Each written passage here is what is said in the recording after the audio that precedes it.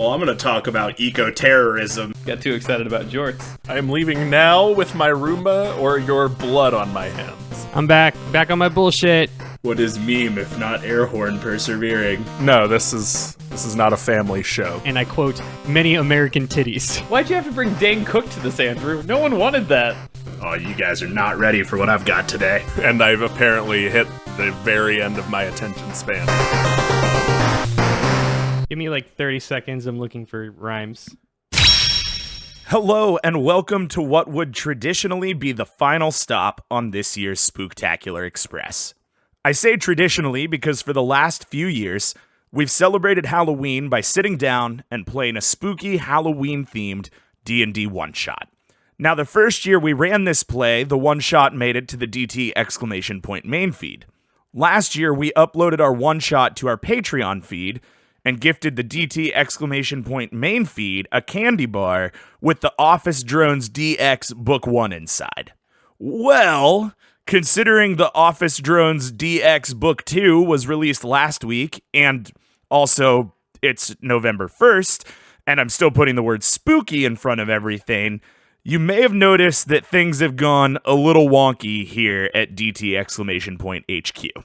Andrew mentioned this in the intro to the Book 2 episode last week, and I talk about it in the episode coming next week because, hey, we've already recorded that. But please allow me to explain our spooky timey-wiminess. As you've likely heard us mention, Todd, Kyle, Andrew, and I traveled to Portland, Oregon a few weekends ago for the Portland Retro Gaming Expo. We had an incredible time visiting the Pacific Northwest and traveling for our first non-local convention since 2019. We saw some amazing things and met some really cool people, some of which, I would venture to guess, are probably listening right now. And if you are, hey, you look nice today. Anyway, traveling cross-country and spending a full week away from our recording gear has thrown off our release schedule a bit.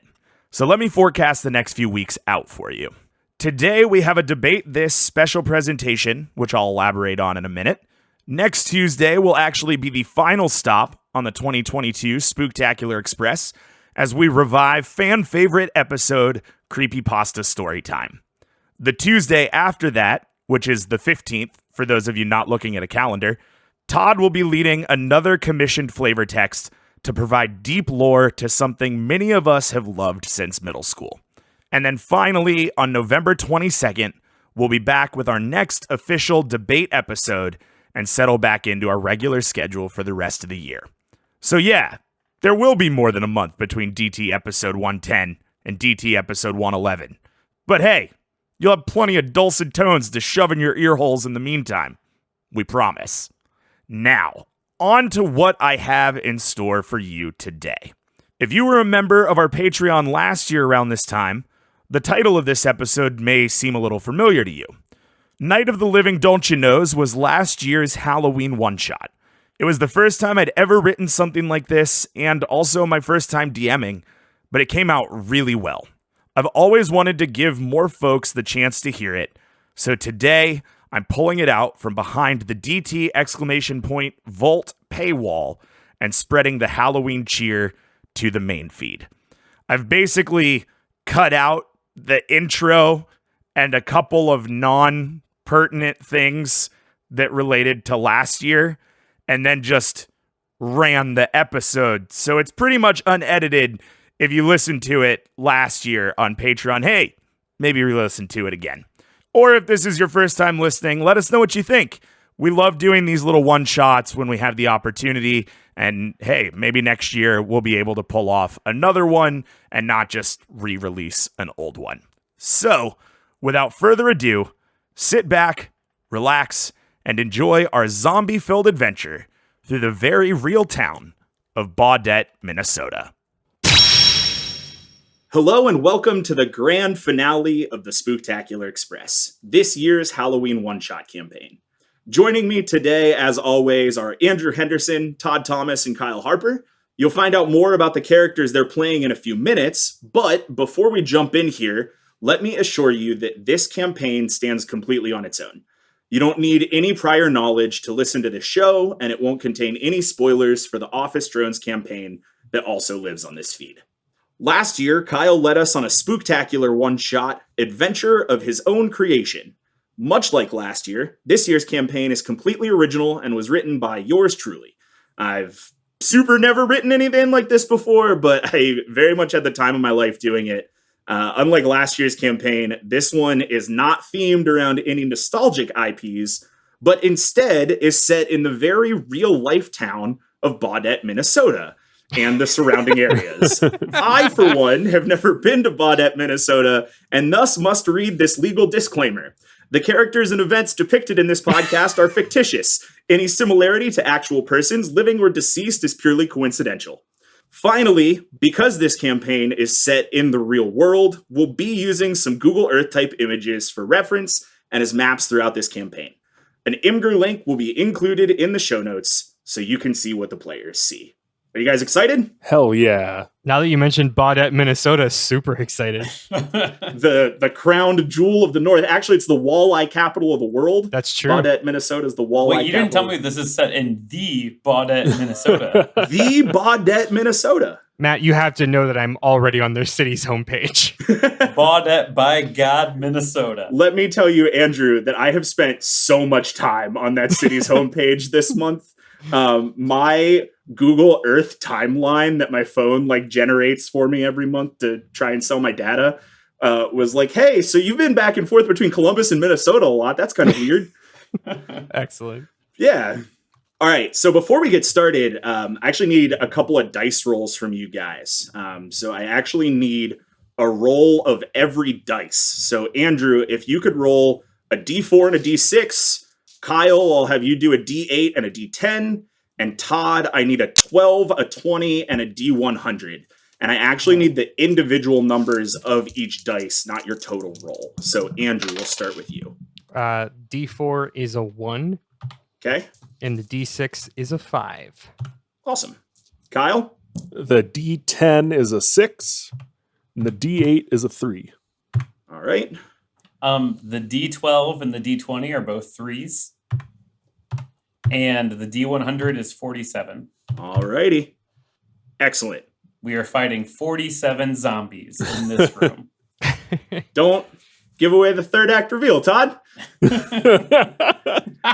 Now, if What you've if? listened to any episodes of The Office Drones, you'll probably be pretty familiar with our style of reskinning D&D spells and skills and items and what else you do in D&D. We're doing the same thing here with this one shot. So before we kick it off, if you guys want to take a second, why don't you introduce your characters and give a few of your favorite reskinned abilities? We'll just go in that same order. So Andrew, you can start. Yeah. Hey, everybody. I am playing Augie Morrison, who is a bard, but the flavor is he is a bassist. So Augie Morrison is your, forever young 30-something who's still trying to make the band thing work. And by God, he isn't not. Basically, Matt wrote a little bit of a character backstory, which I just want to read this first sentence. Augie's your typical fresh 30-year-old wondering, just like his parents, what the fuck he's gonna do with his life. And really, that's kind of Augie. He plays bass in a local punk band, and he's going pretty much from local dive bar to dive bar. I assume Augie had a MySpace page until 2012, probably. Probably. Yeah. Augie's, I would imagine, as most bards, has frequented every single dive bar in Baudette, including, let's see here. Oh, I just lost my tab. Hold on. I would say he's probably hanging out a lot. Oh, that was a grocery store, the Lake of the Woods grocery store. Yeah. I would say Augie's definitely played at the VFW Post 723 in Baudette, Minnesota, which is the only bar that I can find. There were 3 local venues, and I put one in the text for my campaign, and VFW was my second choice. So Augie has played in more than one location around Baudette. How about the Loyal Order of the Moose? That was the one that I picked. Yeah, awesome. So I'll just go a couple of the normal. I mean, Augie's a bard-ass bard, and we're all playing level 2, so we don't have the branching paths yet. So, as all bards do, I can give bardic inspiration, which in this case is local celebrity. So usually, like, I'll probably regale someone of my tales of catching that pass in high school, or meeting some famous news anchor when they came into the bar 3 years ago. People will buy me an extra PBR just to hear me cover Wonderwall, which is the name of an ability, I think. Which is just that's a Song of Rest. Jack of all trades, which is something that bards get at level 2, which you just add points to skills. Never had a real job, which that tracks. And then let's see here. I grabbed a feat, so that was one of the things. So I think all of us either grabbed a feat or raised some stats. I grabbed a feat that is called Shadow Touch, but I'm calling Backing Band, or one of the band. And this gives Augie both invisibility and Ray of Sickness as additional spells. I won't be able to use invisibility yet, but I'm calling Ray of Sickness. What did I call it? Torbus Stank. Yeah. Other choice spells here. Earth Tremor is drop heavy thing, because Augie also has performed or served as a roadie in his years. And Fade into the Crowd, which is disguise self, and Play a Ballad, which is sleep. So, yep, that's Augie Morrison, your bard-ass bard. Excellent. Kyle, what about you? So I will be playing Moxie Jones, a level 2 fighter. She was a hockey player in high school, turned roller derby gal until she blew out her knee. She crawls the local dive bars as well, mostly looking to pick fights and stir up trouble. She's a roughneck. She's a grunge ass roughneck. Some of the fun reskins we have are I fucking meant it for her great weapon fighting. So she gets to reroll 1s and 2s on damage, and really drive that point home with her trusty hockey stick. Her second wind is Say It Again, I Dare You, because she's picking fights. That's all she does. And then I also took a feat instead of a stat bonus, which was Coulda Gone Pro, which is a reskinned of the Weapon Master feat. She trolls around in her sleeveless denim jacket with a Husker Du t-shirt underneath, big shit kicker boots, and is just looking for the next thing to punch. So she rules. She rules. Yeah. I think that was the first sentence of what I wrote for Kyle's character might have been like, Moxie Jones fucking rules. Who's asking? Yep, that's it. I not to steal Matt's thunder, but I feel like you've written like the prequel to Karen. Like Karen, but in her youth or rough youth. Yeah. Hell yeah. I didn't think of it that way, but I like it that way. I think like this was what Karen wanted to be when she was like 14, 15. Sure. But Moxie is like, I'm imagining 27 to 30, like 27, 28, like in there somewhere. So Karen grew out of that phase. Moxie didn't. I really wanted this to like come across naturally in the campaign, and I know I'm not going to work it in there. So just so it's on record, Kyle, your hockey stick isn't actually a hockey stick, like a regular hockey stick. It's a golden decorative hockey stick that she took off the wall in a bar fight at the local hockey bar. Amazing. That's not really important to anything except the durability of the hockey stick. But I just needed that to be known. Todd, why don't you round out our party today? I'm currently searching for the name of the Baudette, Minnesota hockey bar. The Ice Hole. I'm not kidding. Perfect. So I am playing Aaron Gainsborough. And so some quick notes about Aaron. Aaron graduated Boy Scout, valedictorian, went on to be a pre-med student, had some tragic familial things happen when his mother passed away. He decided to come home back to his hometown of Baudette, Minnesota, which he does not care about. And instead of following traditional medicine, got into holistic medicine instead. And so I looked, I'm guessing that Aaron works at the Lakewood Health Center in Baudette, Minnesota, because it's either that or the Sanford Health Baudette Eye Center and Optical, but I guess it could be either or. Anyway, some of the good things. So he is flavored as a cleric, as a life cleric. Unlike you two chuckleheads, clerics do get their branching paths at level 2. So I am a life cleric, which means all my healing is extra good. And instead of taking any stat increases, I took the Magic Initiate feat, which lets me take some Druid spells. So I took Goodberry, which I have reflavored as I brought snacks.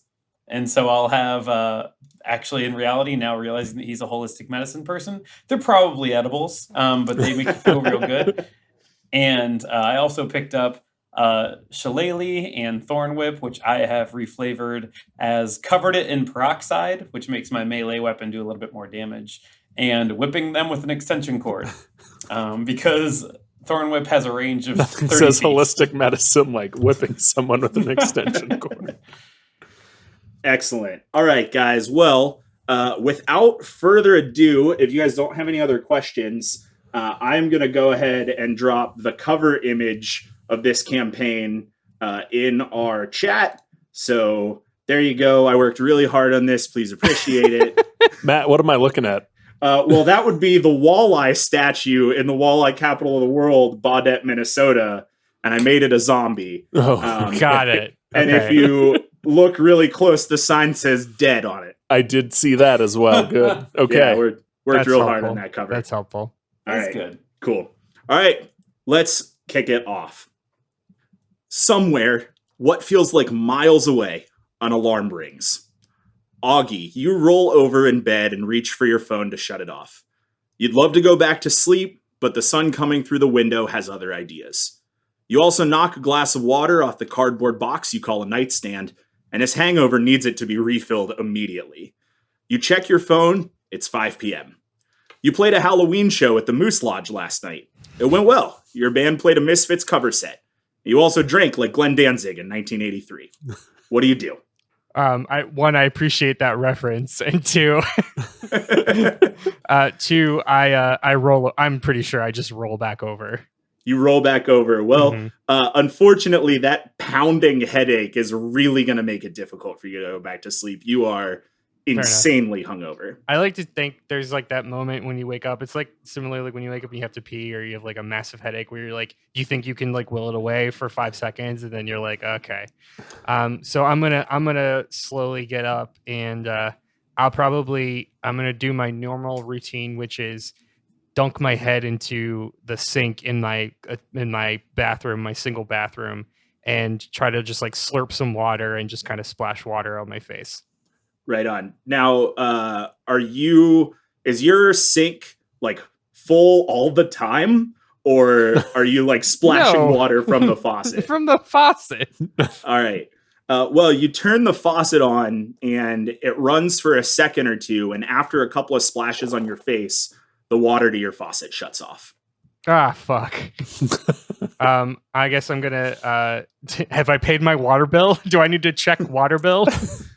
Yeah, you can check your water bill. You check your water bill. It is not due for 2 weeks and it does not say you're behind. Okay, interesting. Do I have? So should I assume that I'm in like a studio apartment or am I in like a house? Does he rent or own? Yeah. What's the housing values in Baudette these days? I'm on it. Don't worry. Get on Zillow. I don't have a picture of your house, but I do know about where you live. And you're pretty far outside of like downtown Baudette. So I like to assume that you rent a garage that someone else converted into an apartment. And there are hard quotes around the word converted. All right. Baudette housing prices are not great. You are definitely renting. Awesome. I mean, it's all on right. the lake. Yeah, that makes sense. Here's what I do. I'm gonna take the half drinking bottle of water that's sitting on my nightstand, and I'm gonna walk outside, and I'm just gonna dunk it on my head, pour it on my head. Excellent. You do that. You are now outside looking at your 1993 Chevy Lumina that's still going strong. Now you are in an empty house. You have nothing else to do and you're out of groceries. So you figure you should probably head to town and grocery shop for the month. So you live on 8th Street, and it's a 2-minute straight shot up Highway 1 to get into town. And I have a map for you guys that is now available in our Discord chat. And listeners, it'll be Lovely. on the Imgur link. Andrew, you are the A. Perfect. Yeah. All right. So here's I'm going to go back in my house. I'm going to put on the jeans that were slung over a chair, the ripped jeans that were the awesome ripped jeans that were slung over a chair. I'm going to give myself a quick sniff and do a little silent thumbs up. And then I'm going to pop in my car and I'm going to eat the fillet of fish that was sitting half empty or half used on the passenger seat. Excellent. I approve that. Just for the flavor, what band shirt are you wearing today? Let's see. Probably Avenged Sevenfold. Ah, that's a good one. I like Avenged Sevenfold. All right, so you're heading towards the stop sign at 3rd and Main, and I actually have a picture of this specific intersection as well. This is the fun of playing in a real-life town of Baudette, Minnesota. Very helpful. Yeah, you're the arrow. You're going the arrow direction. Great. You're at the intersection of Red Arrow and Mom's Way. Yeah, exactly. That's how they get to Canada. It's true. Yeah, that's not a joke. So you're heading towards the stop sign at 3rd and Main. It's Baudette, Minnesota. Barely 1,000 people live here. And you roll this stop every single day. Yeah. You check your left, you start to turn right, when suddenly a man stumbles out in front of your car.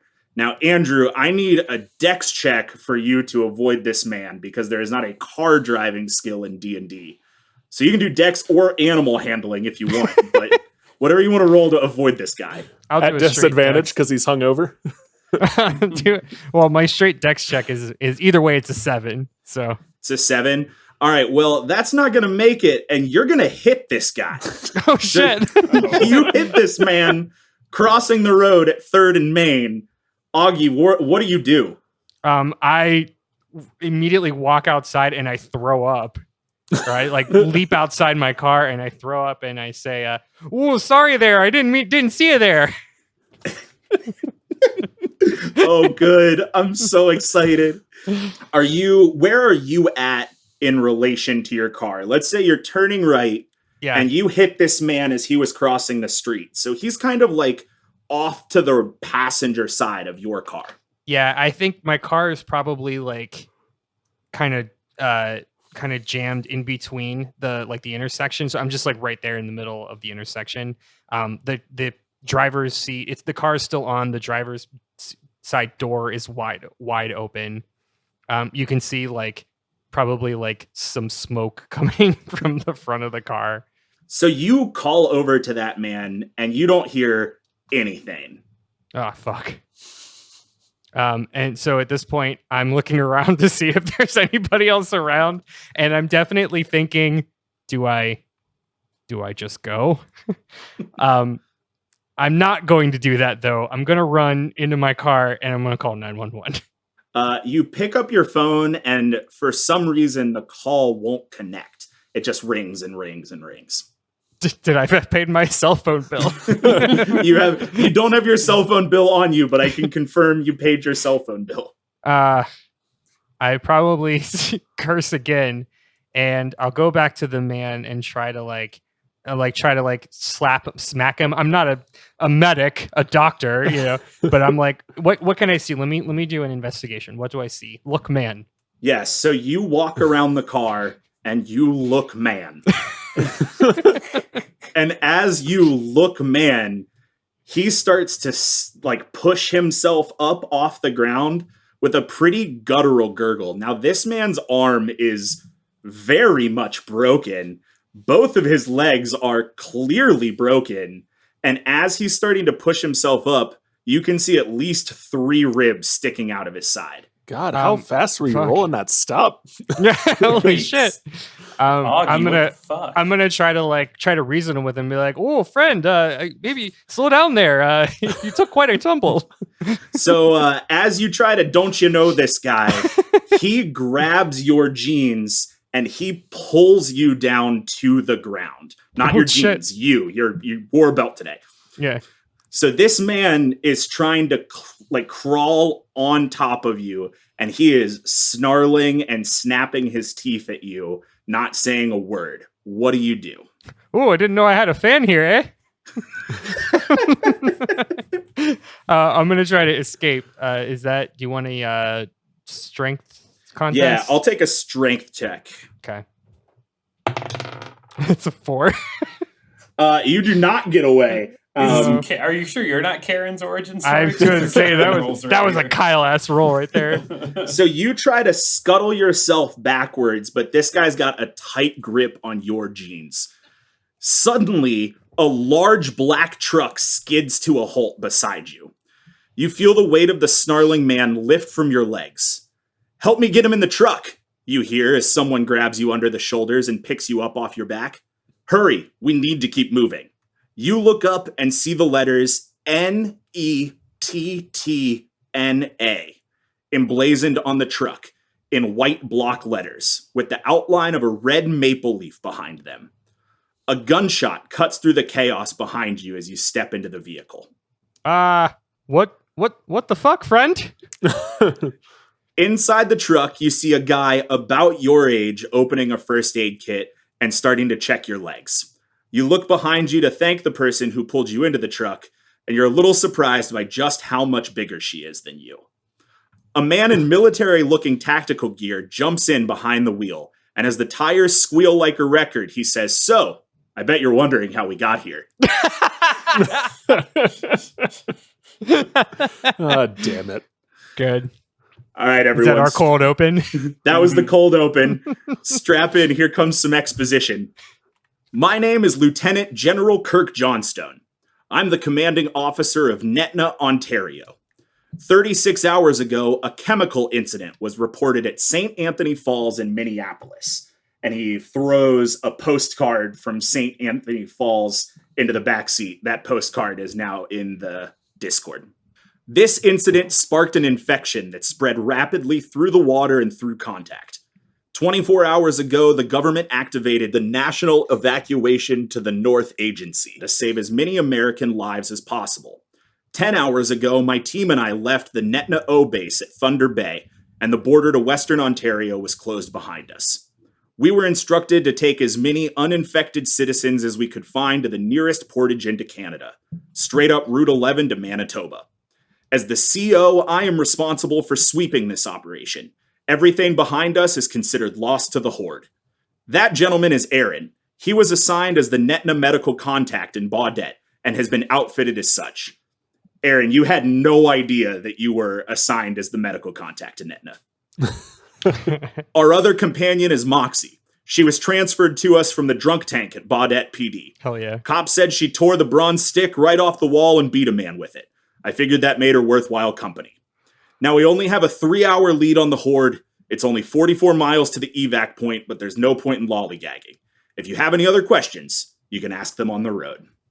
And the four of you, the four including General Kirk Johnstone, take off up Route 11 out of Baudette, Minnesota, heading to Canada. So you have the next 44 miles worth of game time to ask Lieutenant General Johnstone whatever questions you have before we get to Manitoba. And real quick, before we hit that, can you guys tell me where you're sitting in the truck? Johnstone is driving. There's a shotgun seat. And then in the back, it's kind of like an open box truck. And there are 2 bench seats that run the sides. I got a feeling Moxie is shotgun. Oh, I was going to say Moxie's in the very back, Okay. as far back as the bench will allow. Cool. Then Aaron will take shotgun. Is the back open or closed? It's closed. It's got a door, but there's a big glass window on the door, so you can see what's behind you, but it is closed. Okay. Yeah, she's in the back. Augie is actually question. Do Augie and Roxy know each other? You would certainly recognize each other from the 3 bars in Baudette. The Moose Lodge? Well, the population of Baudette is 1,030, so the odds are good. The way I was going to play it, Andrew, is she definitely has seen your band, but would be too drunk to remember names. Cool. Ever. Augie, I still need to know where in the car you're sitting. We've got Moxie in the very back as far against the door as she can be, and Aaron is sitting shotgun. Yeah, I'm like, if we're in a van, I'm in like the first row of seats behind the driver, and I'm just like, what's going on? Where are we? I've lost my accent. What's happening? Excellent. Perfect. All right, so like I said, you've got about 44 miles worth of game time to ask whatever questions of General Kirk Johnstone you have. The floor is yours. Moxie immediately pulls out a cigarette and asks, "Can I smoke in here?" And doesn't really wait for an answer before lighting up and taking a drag. Augie asks for, can he bum a cig? Yeah, she holds the box out. I'm gonna look at her and I'm gonna say, do we know each other? Maybe, eh? Maybe. maybe. You hang out at the where'd my list of bars go? It's the fucking Moose Lodge. Let me be clear. This is not a bar called the Moose Lodge. This is like the Bears Club or the Moose's Fraternal Club. Order Yeah. of the Moose Club. Yeah. Yeah. You hang out at the Moose Lodge? Yeah, it's the bar. Yeah. We probably know each other then. Cool. Hey, did I kill a guy? What happened? What was that? Officially, no, you didn't kill anybody. They're not technically zombies, but that's mostly propaganda. They move. Wait. Sorry. You said zombie? You said zombies? Did you say zombies? You said zombies. Again, officially not zombies. They move, bite, reanimate, and attack like zombies. The only thing that stops them is to destroy the brain. They're not technically zombies. Moxie takes a big hit, but they're zombies. Johnstone shrugs his shoulders. Cool. So, does anybody have a Gatorade?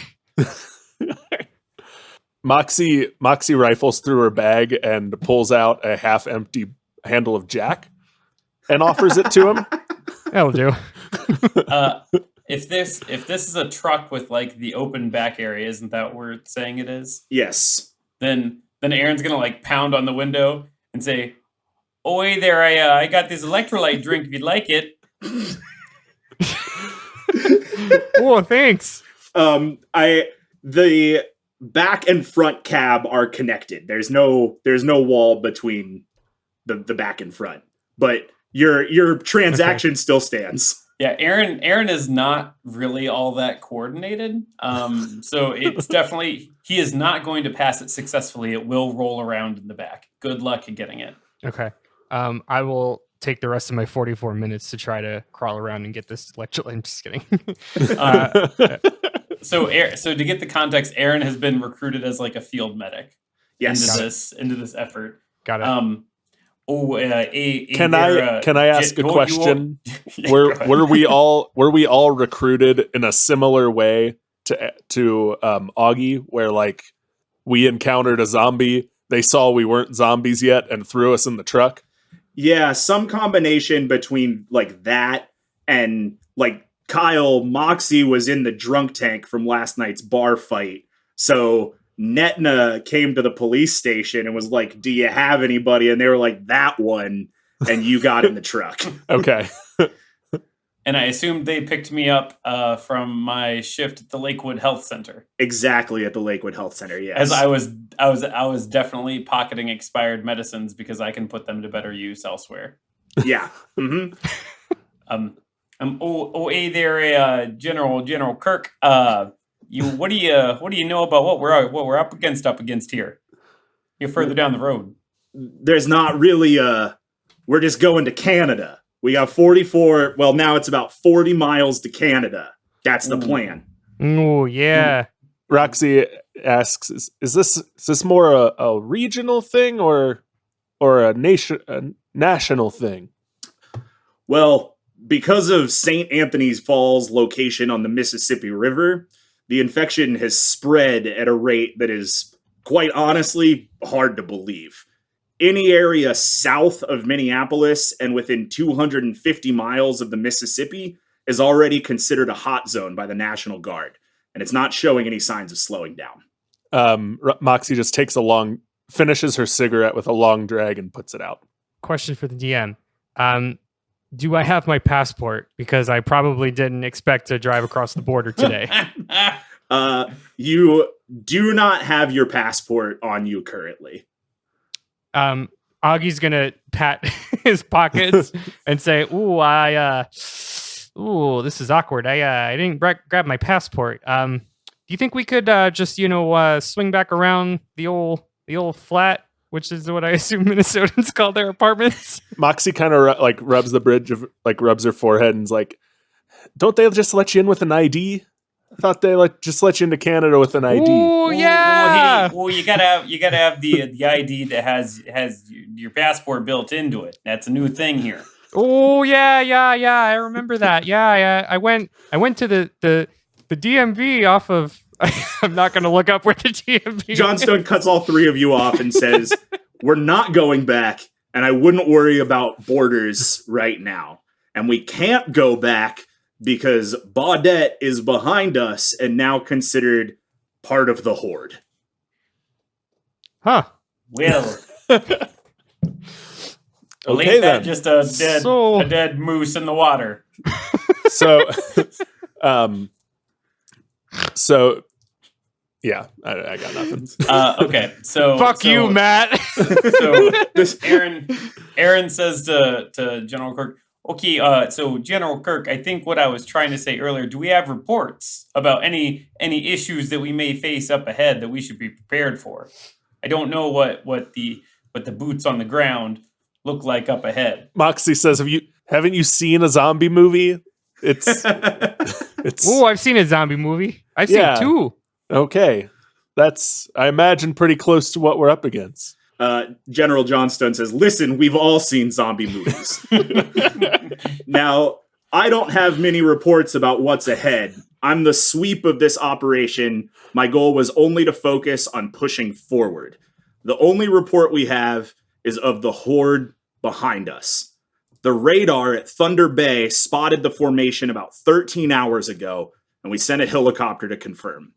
A massive number of infected have been funneled together up Highway 72 by the Red Lakes and Pine Island Forest. It's been over half a day of constant movement, and they appear not to fatigue, but are clearly drawn by light and sound. Yes, sir. I have a question, sir. Sure, go Captain. ahead, you. It's Augie. So you said zombie. You said zombie. Is this like Walking Dead rules or 28 days later rules? What do we think? What are we talking here? Before I give you the answer to that question, can I get a passive perception from everyone? Certainly. Do you want perception, or do you want, because your passive perception is just 10 plus your perception? Yes, I would like a passive perception. Oh yeah. So mine is 12. Augie? 11.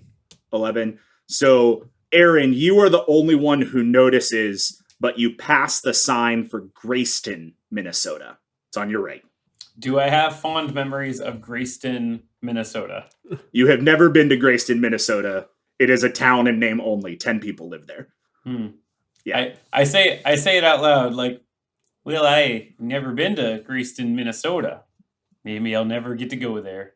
All you know is that if you are driving up Route 11 for any number of time, Grayston is around the halfway point between Baudette and the next town, quote unquote. It's the next gas station in Williams. Okay. Gotcha. Then what I share is, well, if we pass the Grayston exit, that means we're about halfway to the next major marker, a gas station. There you go. Oh yes, I remember Williams, Minnesota. I played there once at the wait for it at Dick's Head Shop. This Google Maps bullshit we're doing is maybe my favorite bit. Yeah, that this is we've really ever good. done. So Roxy, she takes a swig of the Jack and asks, so what are we doing in Canada? Well, the goal is to get to Canada, and right as he says the word Canada, suddenly you hear a loud crack, and the truck swerves violently to the right. Now, the truck was moving at a pretty good speed on this abandoned highway, and losing control at this speed makes a crash pretty much inevitable. So I'm going to need an athletics or acrobatics check, whichever one you choose, from each of you, and tell me what you do during this truck's crash. 21 acrobatics. 22 for Augie. Oh my god, these are both terrible. Oh, okay, a 17 athletics. And I think I'm just gonna brace myself in the truck is what I'm doing. Great. All of you beat my check, so you can all do whatever you... Kyle, goddamn, with a 22, Moxie can just sit there if she wants. But I'll take whatever flavor you want to give for this truck crash. She grabs the. I'm assuming like the roll cage is exposed in this military truck. So she, as soon as she hears that crack, like stands up and grabs it and just kind of rolls with the truck. Yeah. Augie's been on enough tour buses that have broken down on the middle of the highway. So he's pretty much, this is like actual reflex for him. So much so that the cigarette that he's smoking is still in his mouth, still lit. Oh, yeah. Doesn't spill a drop of the Jack Daniels, by the way. Yeah. Perfect. All right. Well, the truck finally comes to a stop on the left side of the road. And I am dropping a picture in the Google chat, or excuse me, in the Discord chat right now of where the crash site is. It's the red X. This is what you see around you on Route 11. Well, since I braced myself in the truck, I'd like to turn and see what the status of General Kirk Johnstone is. Johnstone is dead. There is a bullet hole in his forehead and blood leaking from his nose and mouth. Oh my. He's slumped over the steering wheel, but you can see a red light blinking underneath him. Upon seeing that, Moxie is going to take her derby gear out of her bag. So she's going to start putting on her helmet and her elbow and knee pads, and then lights up another cigarette. Excellent. I'm hoping to go through more cigarettes than can feasibly be in one carton of cigarettes during this entire one shot. So help me. I will, as DM, I will gift you a cigarette box of holding that has as many cigarettes in a pocket dimension as you need for this campaign. It's very Metal Gear Solid of you. I'd like to yell out the window, or at least to the back, and say, "Oh, Johnstone up here. He's deader than one cat fighting four cats. We better figure out what's going on and get on out of here." And so I'm gonna try and see. I'm gonna search his person to see if there's anything of value on him. Assuming that I might be a big fan of holistic health, but I'm assuming I can't put brains back in from a bullet hole. So I'm gonna call that one, and I'm gonna take the L. But I am gonna search his person to see if I can find anything before getting out of the vehicle. Sure. Why don't you give me an investigation check? I would love to give you an investigation check. So the cops let me keep this hockey stick I stole when I got out of the drunk tank. Yeah, I mean, would you want to try and take that stick away from a drunk Moxie Jones? I mean, I wouldn't, but I'm not. I don't have a gun, so It was easier to just put her in the tank with it. okay. I got a 16 on that investigation. Awesome. With that 16 on investigation, you find a couple of things.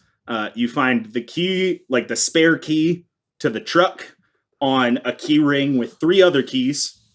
You also find like pack of gauze, just like a very small personal first aid medical kit. You find a handgun, like a pistol. It has 2 bullets left, and there are no other bullets on his person.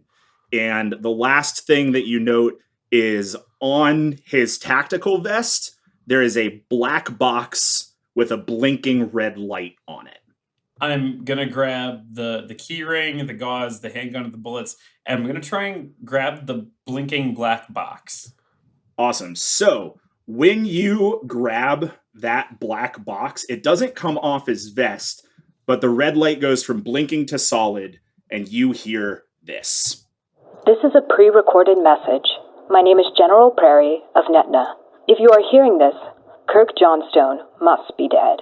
If Johnstone is dead, passage through Route 11 must be compromised. There is a secondary evac point. You must find Jim. They will get you out. Does that say we must find Jim? You must find Jim. I have the transcript of that if you need it, but it says, you must find Jim. They will get you out. That is a frustratingly low amount of information from what I assume is a military operation. Because Moxie knows 3 or 4 gyms. If there's one way to sum up D&D, it's a frustratingly low amount of information. All right, so that message just keeps repeating on loop. Augie, Moxie, after you've heard this message, a friendly reminder, you all are still all inside of a crashed truck. So what would you like to do? Get out. I'm going to get out. Moxie is also going to get out and light another cigarette. And she's going to say to Aaron, don't think we didn't see you take that gun. Hey, I've shot a gun, and my old grandfather's 22. But I ain't never shot a military grade pistol before. Moxie looks him head to toe, and yeah, we can tell. He holds it out on the flattened palms of his hands. I don't. I hold on to it. Maybe I don't know. Look, you'll need it more than I will, but you might want to get more comfortable with that thing. Real quick, since I have that spare truck key with 3 more keys in the keyring, are there any? Is the glove box locked? Are there any foot lockers on the truck? Anything like that before presumably we leave this truck? Yeah. Do you want to just give me an investigation check of the dash area? I rolled a 20. Damn. Boom. All right. With a 20, you can tell that there is no glove box. There's no glove box in this truck. But what about the center console?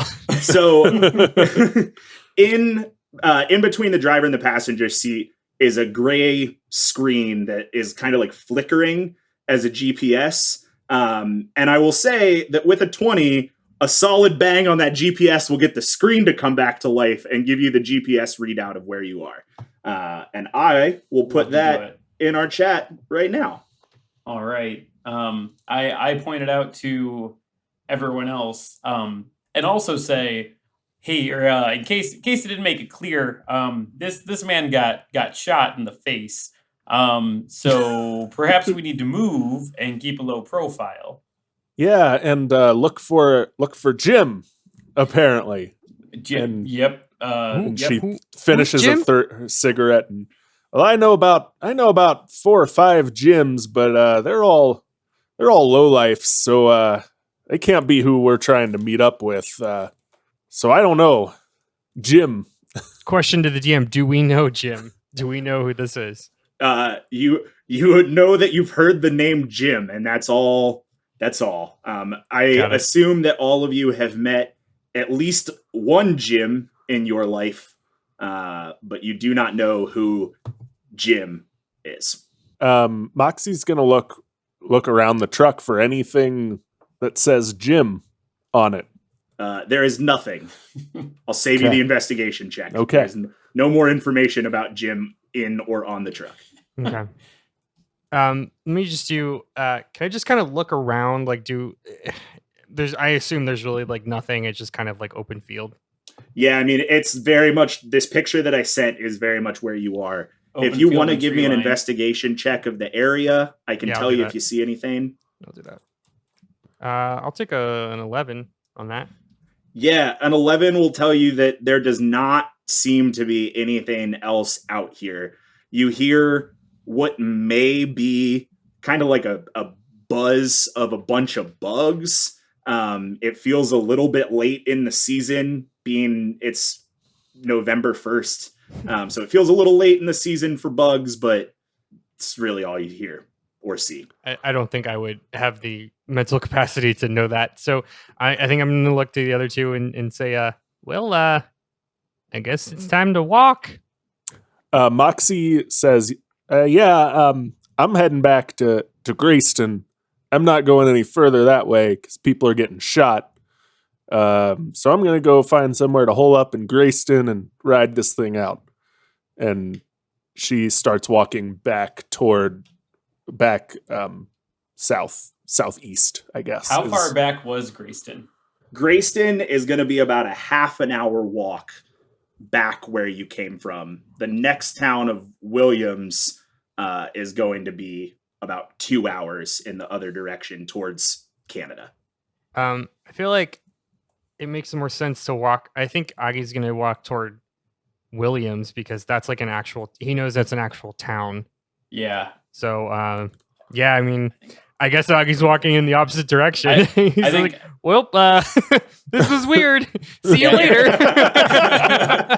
Yeah, Aaron's going to say to Moxie, well, hey, I don't often bring this up, but I am, in fact, an Eagle Scout, and I will tell you if something's chasing you, they teach you pretty early on that you don't walk towards the thing chasing you. Now, I don't need to remind you there's quite the horde of zombies, and we go back that way, we're going to be running kitty corner of them zombies. So we should probably go head up air north. Head up north and just stick to the tree lines.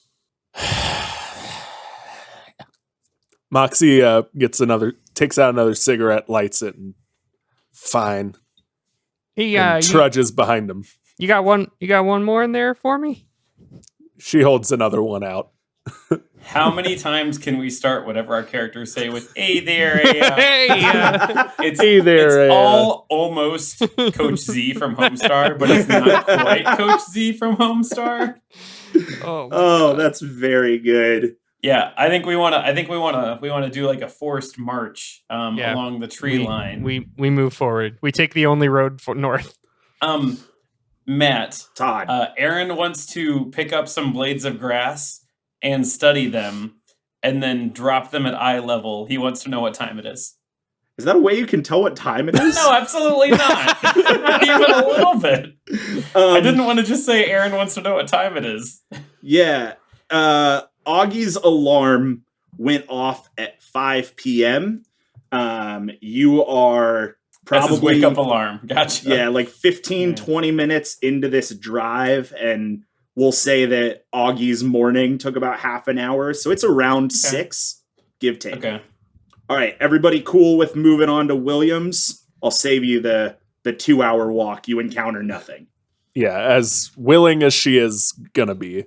Well, knowing that, Aaron's going to say, we better go get a move on. If I know anything about Minnesota in November, that sun's going to set right around 6:21 p.m. Okay, so the three of you follow Route 11 into the small town of Williams, Minnesota, a town barely the 10th of the size of Baudette. If you were curious if I had a picture of Williams, Minnesota, the answer would be yes, and it's in the Discord chat now. Perfect. Oh my God. So this is what you see as you walk into Williams. This is nothing. The whole area seems to be completely desolate. As the trees and wilderness begin to break, you can make out 3 buildings in your immediate vicinity. To your right is a gas station. To your left is a building labeled as a trading post. And a little further down the road, you see what appears to be a residential house. I'm going to look at the gas station. I'm going to start heading toward there. Maybe there's some food in here. Also, Augie's like super hungry. So he's like, I'm getting a hankering for some food that local Minnesotan cuisine inserted here. Do y'all want something? Moxie shrugs and goes with him. She notices her cigarette case is empty, and like, yeah, I could use another pack of smokes. Aaron will follow suit, and he is like stowed the gun away because he doesn't want to carry. I think he's actually stowed it without any of the bullets in it, just because he doesn't want anything to do with that. But he does have his trusty Eagle Scout hatchet ready. Is Aaron the kind of guy that would have a gun go off in his sweatpants? Aaron is the kind of guy. He probably wore his sweatpants to the Lakewood Health Center that morning. Okay, we head toward the gas station. All right, so as you approach the gas station, you don't notice anything in the abandoned cars at the pumps. and the door to the gas station is locked up tight. There is a large glass front window to the gas station, and it's attached to like a garage, like a mechanic's garage that has a rolling garage door. Moxie's going to try the glass door, and it's locked, right? The door is locked, and then there's like a big glass picture window. Okay. Is the rolling garage door locked? Do you want to give me an investigation check? What's my investigation? 13. The garage door is locked. You notice that there is some like chalk or paint on the door. You can't make it out. She's going to go back to the glass and look inside. Is there any sign of anyone inside? Lights are off, and you can see the whole convenience store section. There's kind of a hallway in the back that has a sign that says restrooms above it. And you can tell where the door into what must be the mechanics area is. You can't see that either, into that. But in the convenience store, you don't see anybody. She's going to knock and yell, "Hey, anyone in there?" You don't hear any response, but you do hear some movement in the mechanics garage. Hello there. Hello. Are you a zombie? Same response. Well, he didn't say no. I'm getting the feeling you two actually haven't seen a zombie movie before. Little telling on yourself here. Why don't we try to... Before he finishes that thought, Moxie's going to smash the glass with her hockey stick. Great. I go, oh. I also go, oh. Ope's acknowledged, and I'll give you the picture. This window sits at about chest height for all three of you. It's about 8 feet wide and then like about 4 feet tall. So it's a pretty large window, but it isn't, you're not just walking straight into the store. You would have to climb into the window. Sure. When you smash the window, suddenly you hear a lot of banging on the inside door to the mechanics garage. So not the rolling door, but the door from the convenience store to the mechanics garage. Lots of banging, and you think you might hear some growling. We should be quick and not go in there. Never mind then, and is gonna turn around and just walk very deliberately toward the trading post. I want to do an investigation check inside the convenience store because Augie's really jonesing for his favorite brand of Doritos. Sure. Or Canadian Doritos. Yeah. They're all dressed. All dressed is the word you're looking for. You can do that investigation check of the inside of the convenience store. Tell me this. Are you doing this from outside of the window, or have you climbed into the window? I'm peering. Can I peer my head and torso in? Yes. I'm looking for two things. I'm looking for snacks, and I'm looking for something to arm myself with, because all I have apparently is my cell phone and a Avenged Sevenfold t-shirt, neither of which can be used as a weapon. Well, not with that attitude. Don't you have a screwdriver or something? You have a melee weapon. I do. Well, you have it on here. I wasn't sure if we were doing I had to get the screwdriver from the convenience store. No. Okay. The flavor in my brain is that you've been a musician so long that you just kind of always have a multi-tool of some sort in your pocket. Today it's a screwdriver. Cool. I pull out this screwdriver like it's a sword. And I kind of hello, anybody there? And I'm gonna slowly step in. So you peer in through the window, and as you peer in through the window, you can see that directly below you is the coffee bar situation that every gas station has. In front of you is the motor oil and such. There is a line of fridges around the outside. The lights in the fridges are still on, and you see that the convenience store appears to be fully stocked. Now, did you say that you wanted to step into there? Slowly, yes.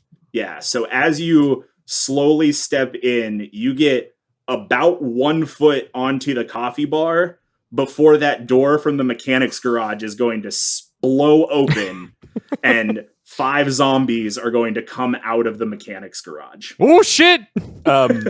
Moxie hears this and turns around. Augie, what are you?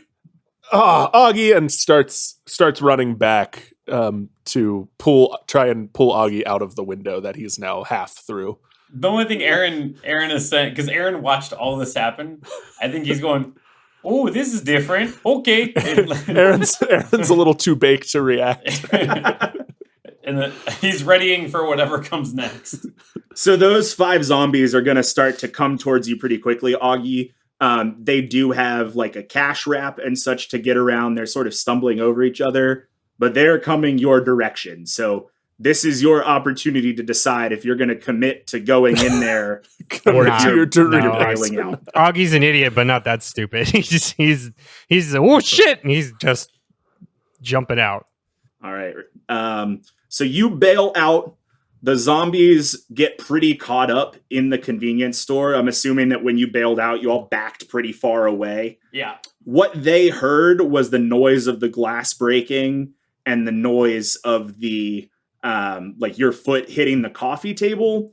So they're looking for the source of the noise, and they're pretty distracted by the lights inside of the fridges. They're not really paying a lot of attention to you now that you've backed away from the garage.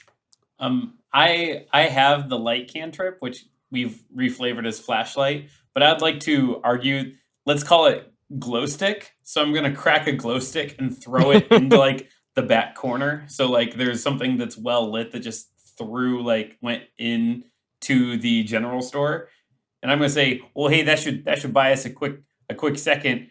Whatever your stupid name is, Augie, if you were hungry for a hot dish or something, I got snacks here. We got snacks? We could do better. Why didn't you say so before? Yeah, so I give Augie and Moxie both 3 good berries.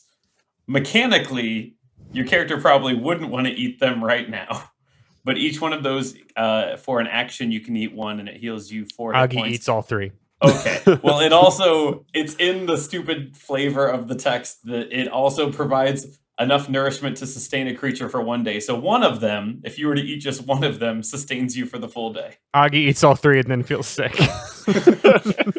Actually, you feel great.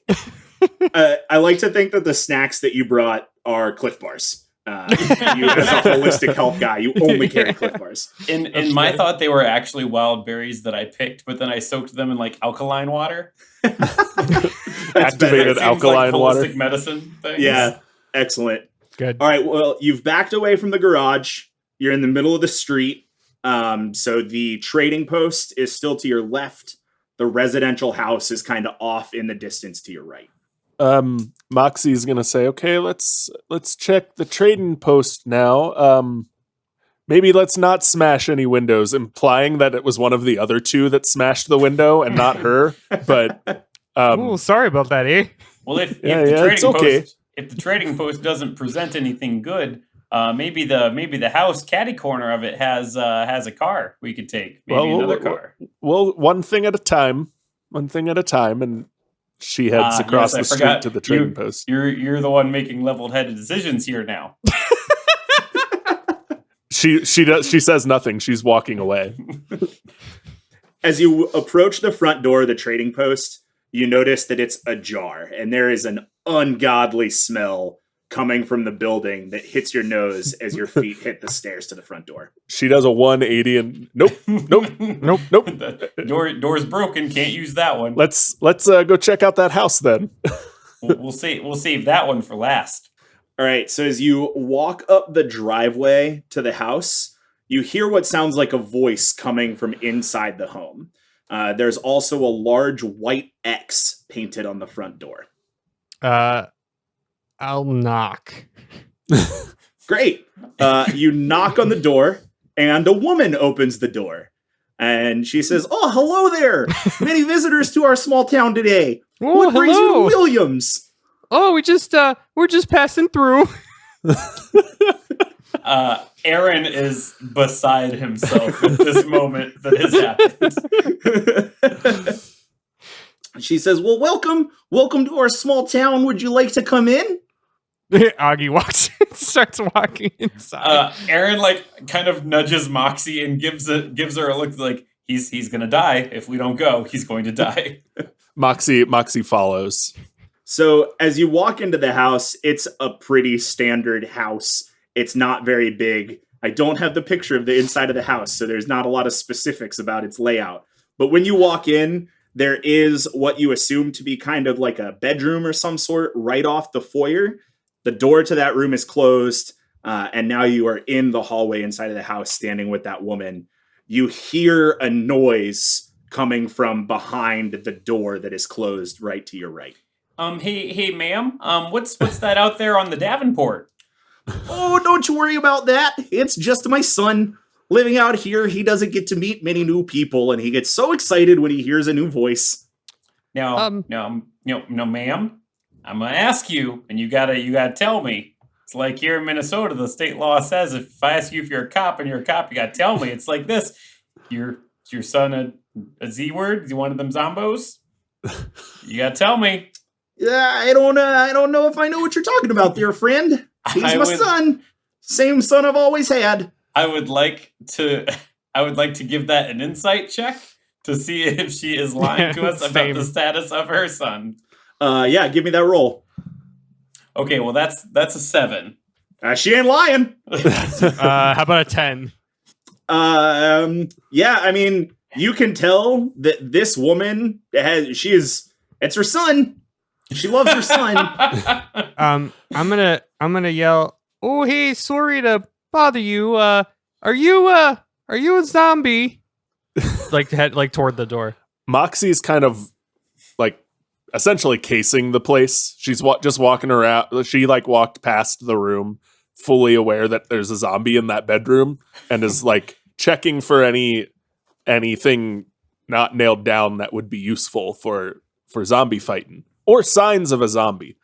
So, Augie, when you yell towards that door, what you hear is less of a pounding like you heard at the gas station and more of like somebody scratching at the door. And you hear somebody very faintly croak out, "Please, help me, please." Oh, and okay, so Augie's face is going to turn like pale white and look toward the others and like, he's saying, "Please help me, ma'am, miss, would you mind telling us what's going on here?" "Oh, it's just my son. It's my son in my son's room. Like I said, he just gets so excited about new people." Moxie's gonna kind of hockey check her into the wall and be like, "Ma'am, we need you to tell us what's going on right the fuck now." "Ma'am, I'm going to need you to get the fuck out of my home. I don't know why you're so aggressive. I said it's just my son in my son's room. You came into my home. I let you here." I'm going to open the door. All right, so you open the door, and inside the room, you find a man laying on the floor pleading for help. Oh, He's dressed in similar Netna tactical gear to Johnstone. His feet and hands have all been removed. You can see most of one foot in the far corner of the room and another hand on the bed. Ooh, Well, we got ourselves a ding-dang problem, ma'am. Ma'am, do you want to take another, would you like to try to explain what's going on here one more time? Classic Minnesota mix-up, ma'am. I think you lied to us. In the back of the bedroom, a closet door bangs open and a zombie staggers out.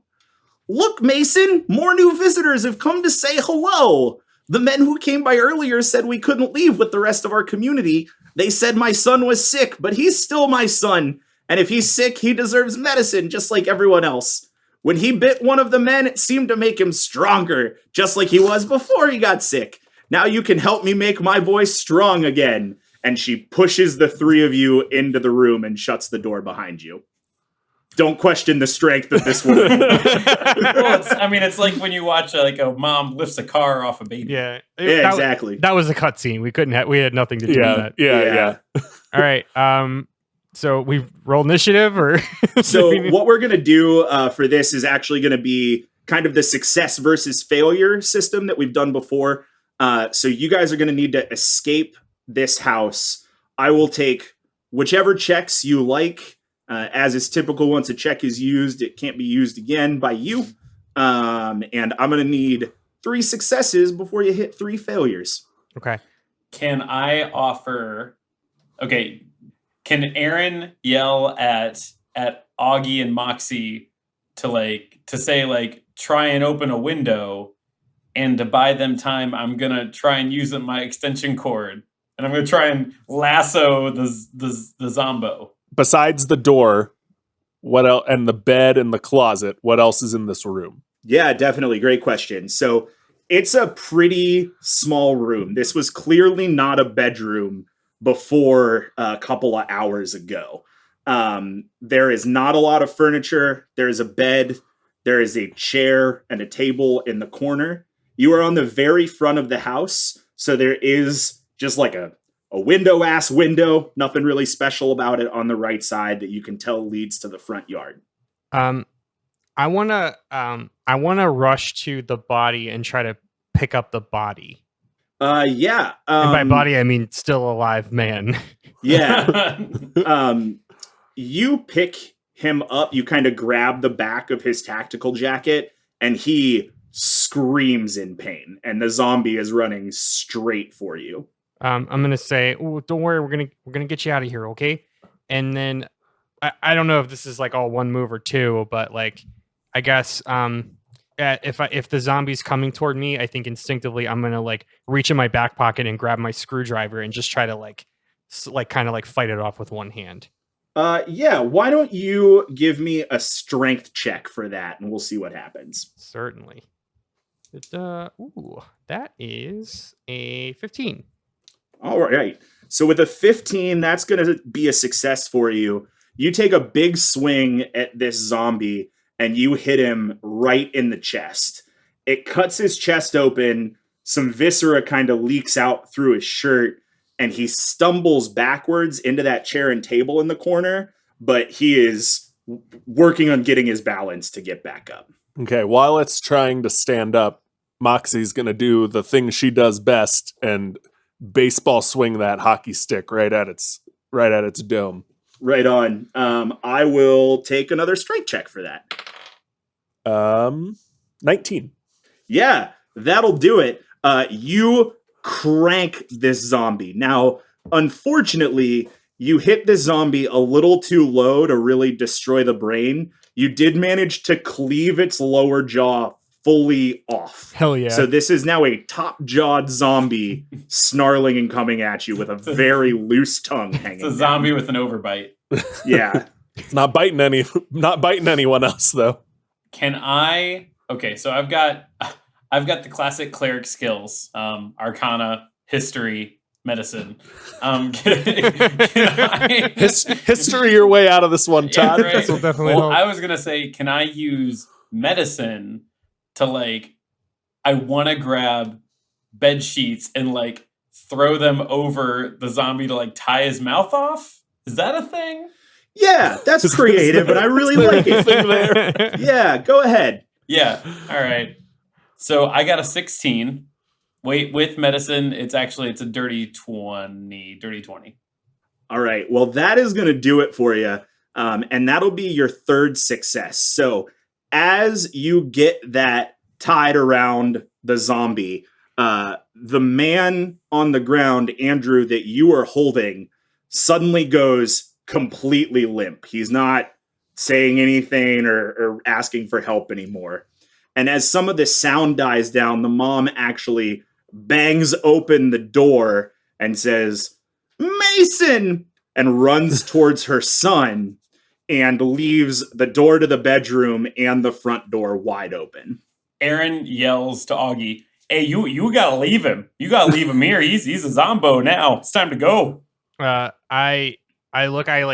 I'm probably gonna check for a pulse, and I'm not gonna find one, and I do that. So I'll drop the body and skedaddle. Moxie's gonna kick the back of the mom into the zombie son and also skedaddle. They embrace in a hug that if this was not a zombie movie would have a much different connotation. And you guys leave the residential house. Now, as you re-enter the street, you're suddenly blinded by a massive burst of light.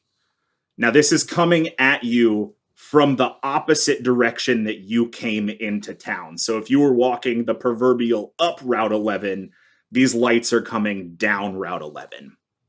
You hear the revving of engines and men shouting and laughing. As your eyes adjust, you can make out the outlines of two Netna trucks at the northwest side of the street. Their roof rack floodlights are pointed right at you. A large man in a frontier trapper's hat steps forward and says, "Oh, good evening. My name is Roosevelt, and we are the War Road Warriors, don't you know? You're on the edge of our ever-expanding territory, and I'm going to need you to turn around and head home." Does Moxie recognize Roosevelt or anyone else in what's this group called? The War Road Warriors, and you do not recognize any of them. Sorry. Great hat you got there.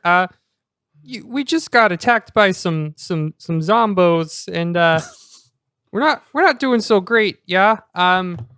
Think you could just give us a lift? Are you persuasion checking them, my bard friend? Yeah, why not? Yeah, why don't you go ahead and give me a persuasion check?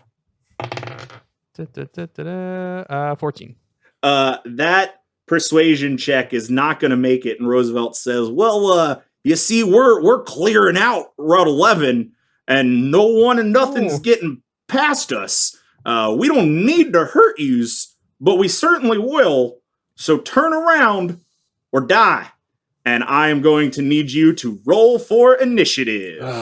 Well, I do appreciate your candor there, friend, but don't really appreciate the way that you said that.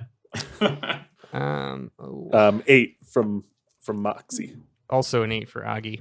Mine's an 11. These are the nicest raiders I've ever seen. Well, it's Minnesota. It's that northern hospitality. I'm just impressed how quickly society fell apart and then reformed into subcategories of different, smaller societies. Yeah, I mean, How quickly we got into Fury Road territory. it only took a few days. Okay, sorry about that. Give me those rolls again, please. I had an 11. They both had 8s. Which Kyle and Andrew can decide. Whoever has a higher dexterity can go first. Go ahead, Kyle. I tried unsuccessfully to persuade these raiders, so you should probably go. Okay. Oh boy. Bad news, everyone. They rolled great on initiative. Way to go. Just really stellar. They rolled up and blinded us with lights and shock and awe and rattle and hum, so I don't blame it. Yeah, so let me tell you what you're up against. You are looking at 2 Netna trucks with floodlights on you. In front of those Netna trucks, you see Roosevelt, the guy who's been talking to you, who's a pretty hulking dude. And beside him is another guy, Minnesota-looking guy, wearing a Netna tack vest, and he has a pistol in his hands. And then there are 3 other grunts of the War Road Warriors, one of which has a tire iron, and 2 have machetes. Because this is D&D, you're separated by about 30 feet or 1 move action. Happy combating to you. So, Roosevelt and the pistol guard are both going to go first, and they are actually both just going to hang back by the trucks, kind of keep their guns trained on everybody, but they're sort of readying their own actions back towards the back. Now, the next person to go is going to be one of the guards with a machete.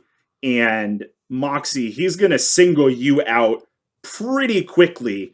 So he is going to come up to you.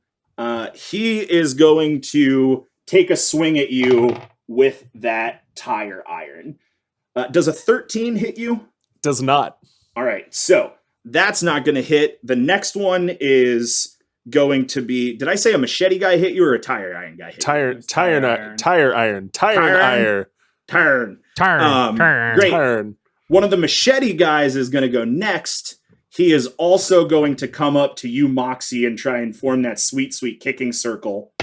And that, unfortunately, was a natural 20. Okay. Yeah. Fuck. So that is going to be 9 damage to you, Moxie. Oofta. Yeah. Oh, boy. And he actually gets a second attack. You- So he's going to bastard. swing at you again, Moxie. But this time he only rolled a 6, so that's Okay. probably not going to hit you. Yeah, that's not going to hit. Great. Augie, or no, I'm sorry, Aaron. I got my A's names mixed up. You are up next. Classic. So first thing I'm going to do is Aaron's going to give a pep talk to everyone, which is bless. So you all each, including myself, can now add a D4 to all of your attacks and your saves. I'm saying as I decide to dig out my D4. Also, so that is an action. And so my pep talk is, oh hey there, don't get hit by their weapons, and then make sure you hit them real good with our weapons. If looks could kill, Aaron would be dead right now. And then from there, I'm going to, since that was an action, as a bonus action, I'm going to cover my hatchet in peroxide. So if I were to use it, it will do extra damage. All right. Excellent. The next machete guy is going to come up, and Aaron, he saw you getting ready, so he's actually going to come towards you and take a big old swing at you, and that's going to be a 23 to hit. Does that get you? Barely got me.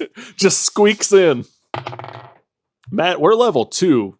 I know you are. This kicking circle is the worst kicking circle I've ever been in. That's going to be 10 damage to you, Aaron.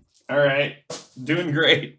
Moxie, you are up next. You've got 2 dudes in front of you, one with a machete and one with a tire iron. Yeah, I'm gonna swing my hockey stick real hard at machete guy because he got me in the arm with his machete, and I'm pissed. And you do add a D4 to it. You're damn right I do. 16 to hit.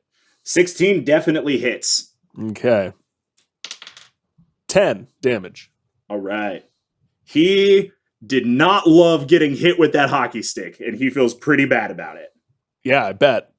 You know what? I'm real pissed. I'm gonna bitch you thought and use my action surge and attack again. Go for it. Are you going to hit the same guy or a different guy? Same guy, and that's a crit fail with a +1. There he is, ladies and gentlemen. Yeah. He's back. Excellent. You swing your hockey stick, and your palms are sweaty, your knees are weak, and your arms are heavy, and you end up eating that hockey stick about 10 feet off to the left. You're going to have to go get it if you want to use it again. Cool. Sick. All right. Andrew, you're up next. Right. So Augie, in seeing all of this chaos, realizes that he's never been in a fight. He can talk the talk, and he can hang out with unsavory folks at the local dive bars. But when shit comes to shit, he's a little squeamish. So Augie's going to take out his harmonica, and what I want to do is I'm going to cast Sleep. But what's happening is Augie is going to regale this group with the Ballad of Walleye Willie, which, of course, as everybody knows, is the mascot of Baudette, Minnesota. This is a local favorite at the Moose Lodge, and Augie's going to say something. Hey, everybody! Why don't we just calm down? I think we can, reach a non-violent solution here. So, what I'd like to do is get in a range. It's a 20-foot range. It's basically like I want to aim this toward the Marauders and not toward my own people. Thank you for specifying that, because I swear your own people have very low hit points, and I know how the spell works. Yep. Yes. Great. Well, you stand a plot's amount of distance away from the right people to do that. Great. I should point out I am in between 2 dudes. Well, you're here, and this is an audio medium. I'm sorry to the listeners, but you're here, and the 2 dudes are kind of like directly in front of you. They're hassling you. In theory, if Augie goes off to the right, he can hit the people in front of you, and you and Aaron will still be out of range. Sounds good. I can tell Todd has his window of Minnesotan phrases open. Who am I to say if I Googled Whomst things amongst Minnesotans us. say? Whomst amongst us doesn't have a Things Minnesotans Say tab open as Mhm. well. So Go ahead. the number is 22. So explain what that. Yeah, what does sleep do? So creatures within are affected in ascending order of their current hit points. So I assume all of the Marauders have the same hit points. Yes. Not actually. One has taken damage. Oh well, save for that. Yeah. So starting with the creature has the lowest current hit points, each creature affected by the spell falls unconscious till the spell ends. The sleeper take damage, or someone else uses an action to slap the sleeper awake.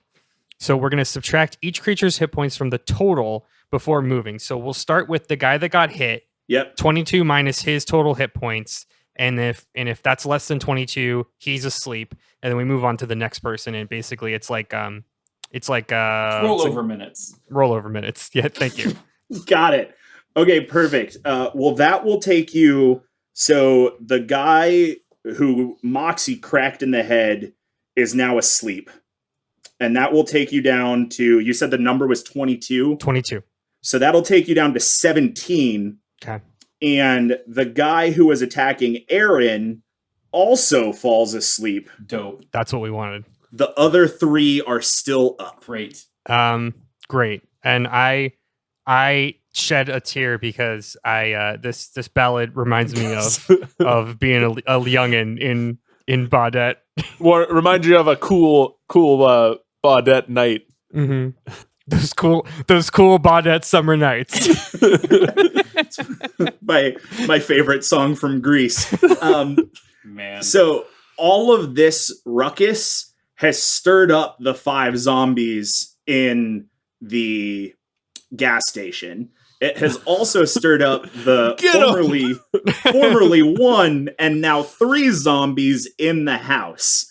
So they are starting to make moves towards their front doors. They are not within combat range to you yet. And that brings us to the top of the order. And you said there's 2 people standing in the car and 1 out of the car. Is that what it is? There's like 2 in front of the trucks. That would be Roosevelt and the other guy with the gun. Yeah. And then there's now 1 guy standing in front of Moxie and 2 sleeping dudes in the street. Gotcha. Cool. So Roosevelt is very confused about what is going on with the 2 dudes sleeping in the street, and gives them a big old, "Hey, what you doing over there? Get up! There's no time for sleeping." And he notices the zombies starting to come out of the house and is actually going to fire his rifle in that direction. Pistol Guy follows suit. Now, the next person in the order is asleep on the ground, which is hilarious. Yeah.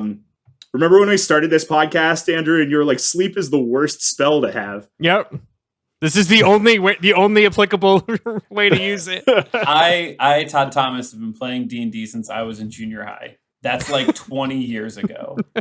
And this is the first time I've ever seen sleep used functionally in any game of D&D, any edition, ever. This moment.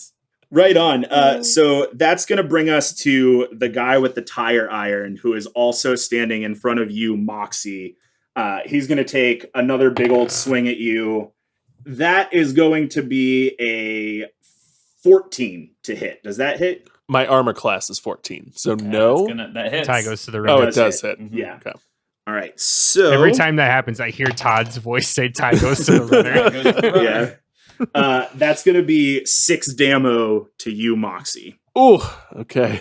Oofta. Do you have how many Cliff Bars do you have left? Oh, I have all my Cliff Bars. So That's good. Next is Austin. Jesus Christ. Next is Aaron. Too many Yeah. fucking A names. Yeah, Yeah, that's great. It's on you, bud. I know. I made a mistake. Yeah, so I'm going to let's do this. I'm gonna run up to the one that just hit I almost called Kyle Karen, Moxie. And I'm going to try and hit him with my peroxide covered hand axe. All right, give me Moxie those yells, numbers. use the gun. It's a 21 before I rolled that extra d4, so I'm guessing that hit. Oh, it's super hits. Yeah. Yeah. So that's gonna be that's max damage. That's 10 peroxide axe covered damage to this man. Dang. All right. Not too bad. Yeah, that's what I got.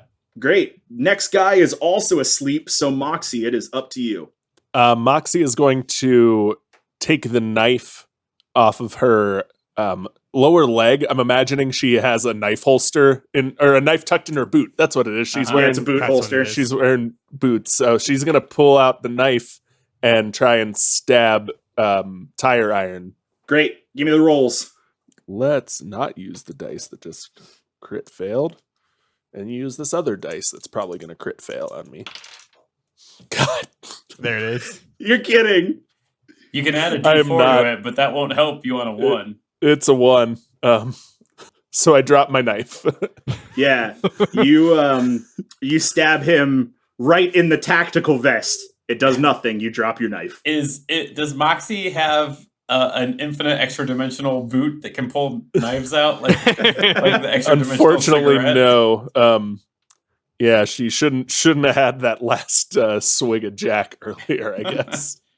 Augie, is it my turn? Yeah, it is your turn. Augie's gonna look at Roxy and say, "Yeah, we should probably get the fuck out of here." Yeah. Yeah. So I think Augie's gonna disengage. Are the headlights still on the car? Yes. Aaron looks at Augie. Can we steal and looks this at car? the car and looks at Aaron and looks at the car, or looks at Augie, looks at the car. Matt, has Augie hotwired a car before? Car's already running. Oh, car's already running. Car is already Fuck it. running. Yeah, can we steal this car? What is it going to take to steal this car? Asking for a friend.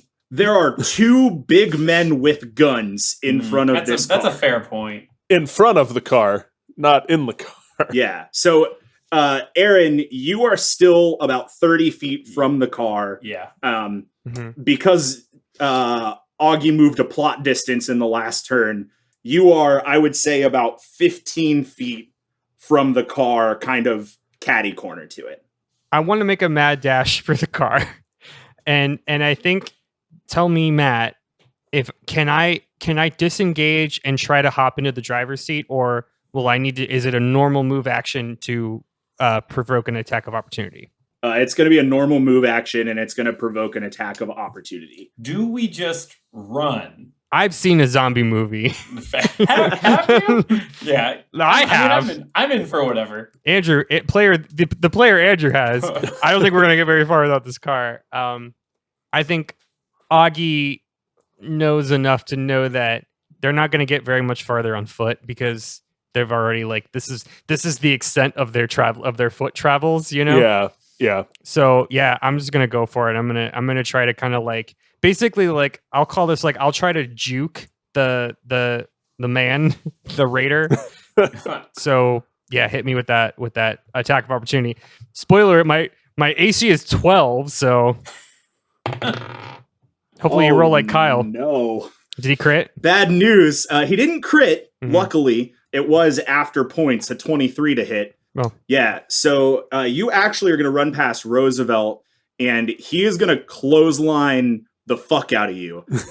So he is going to hit you real hard. And that is going to do, where's that dice? 3d20. Mm-hmm. So that's going to be 4 points of damage to you, and you are now knocked prone. Okay. There is a large man standing above you, pointing a gun at you. Reason with him. Either a reason. Tell him we're here to help. I still have my action. So I'm just gonna kind of put my hands up and hey, look, we just want to get out of here, okay?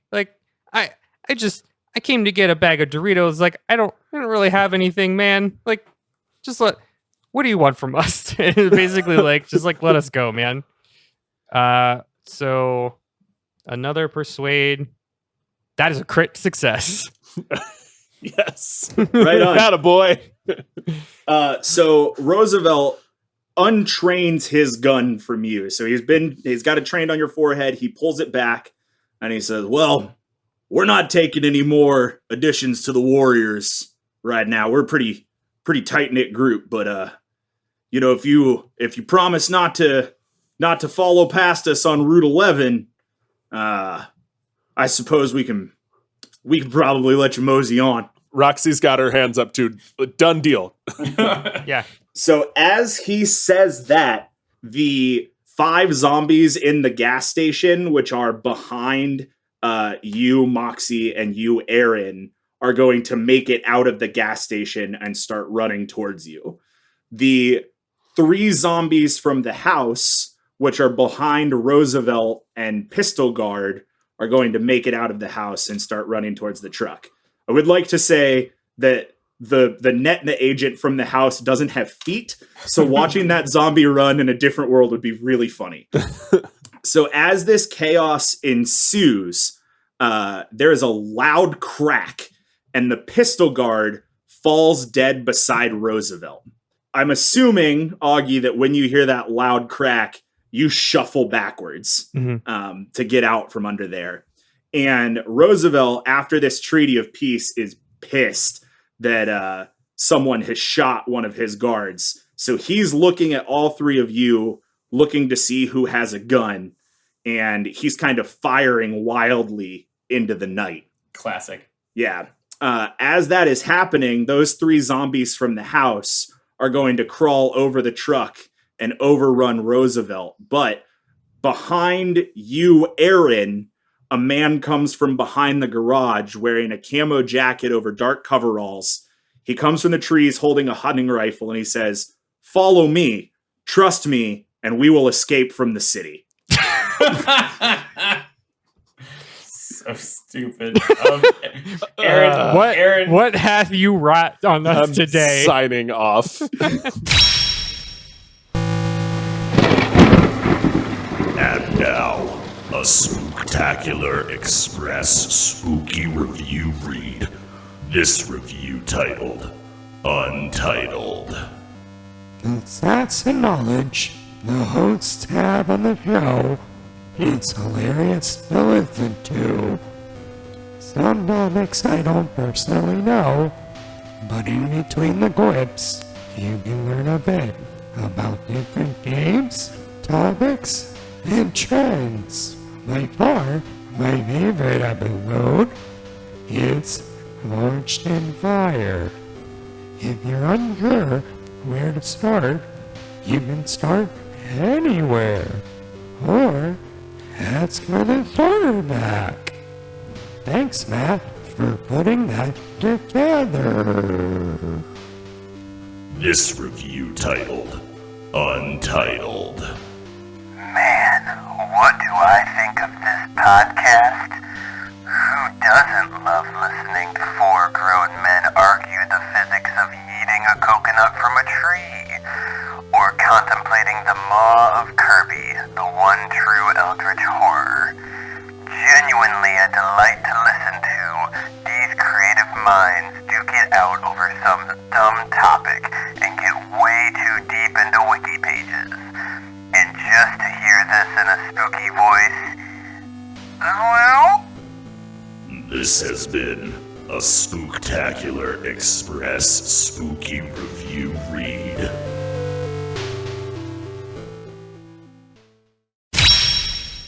Aaron picks up Roxy's knife and hands it to her, and then points at her hockey stick and says, Roxy picks up her hockey stick. You're gonna get, hey, Aaron, you're gonna get that." And I look back in the woods and go, "Hey, Aaron, you that feller Jim? Are you Jim? We're looking for Jim."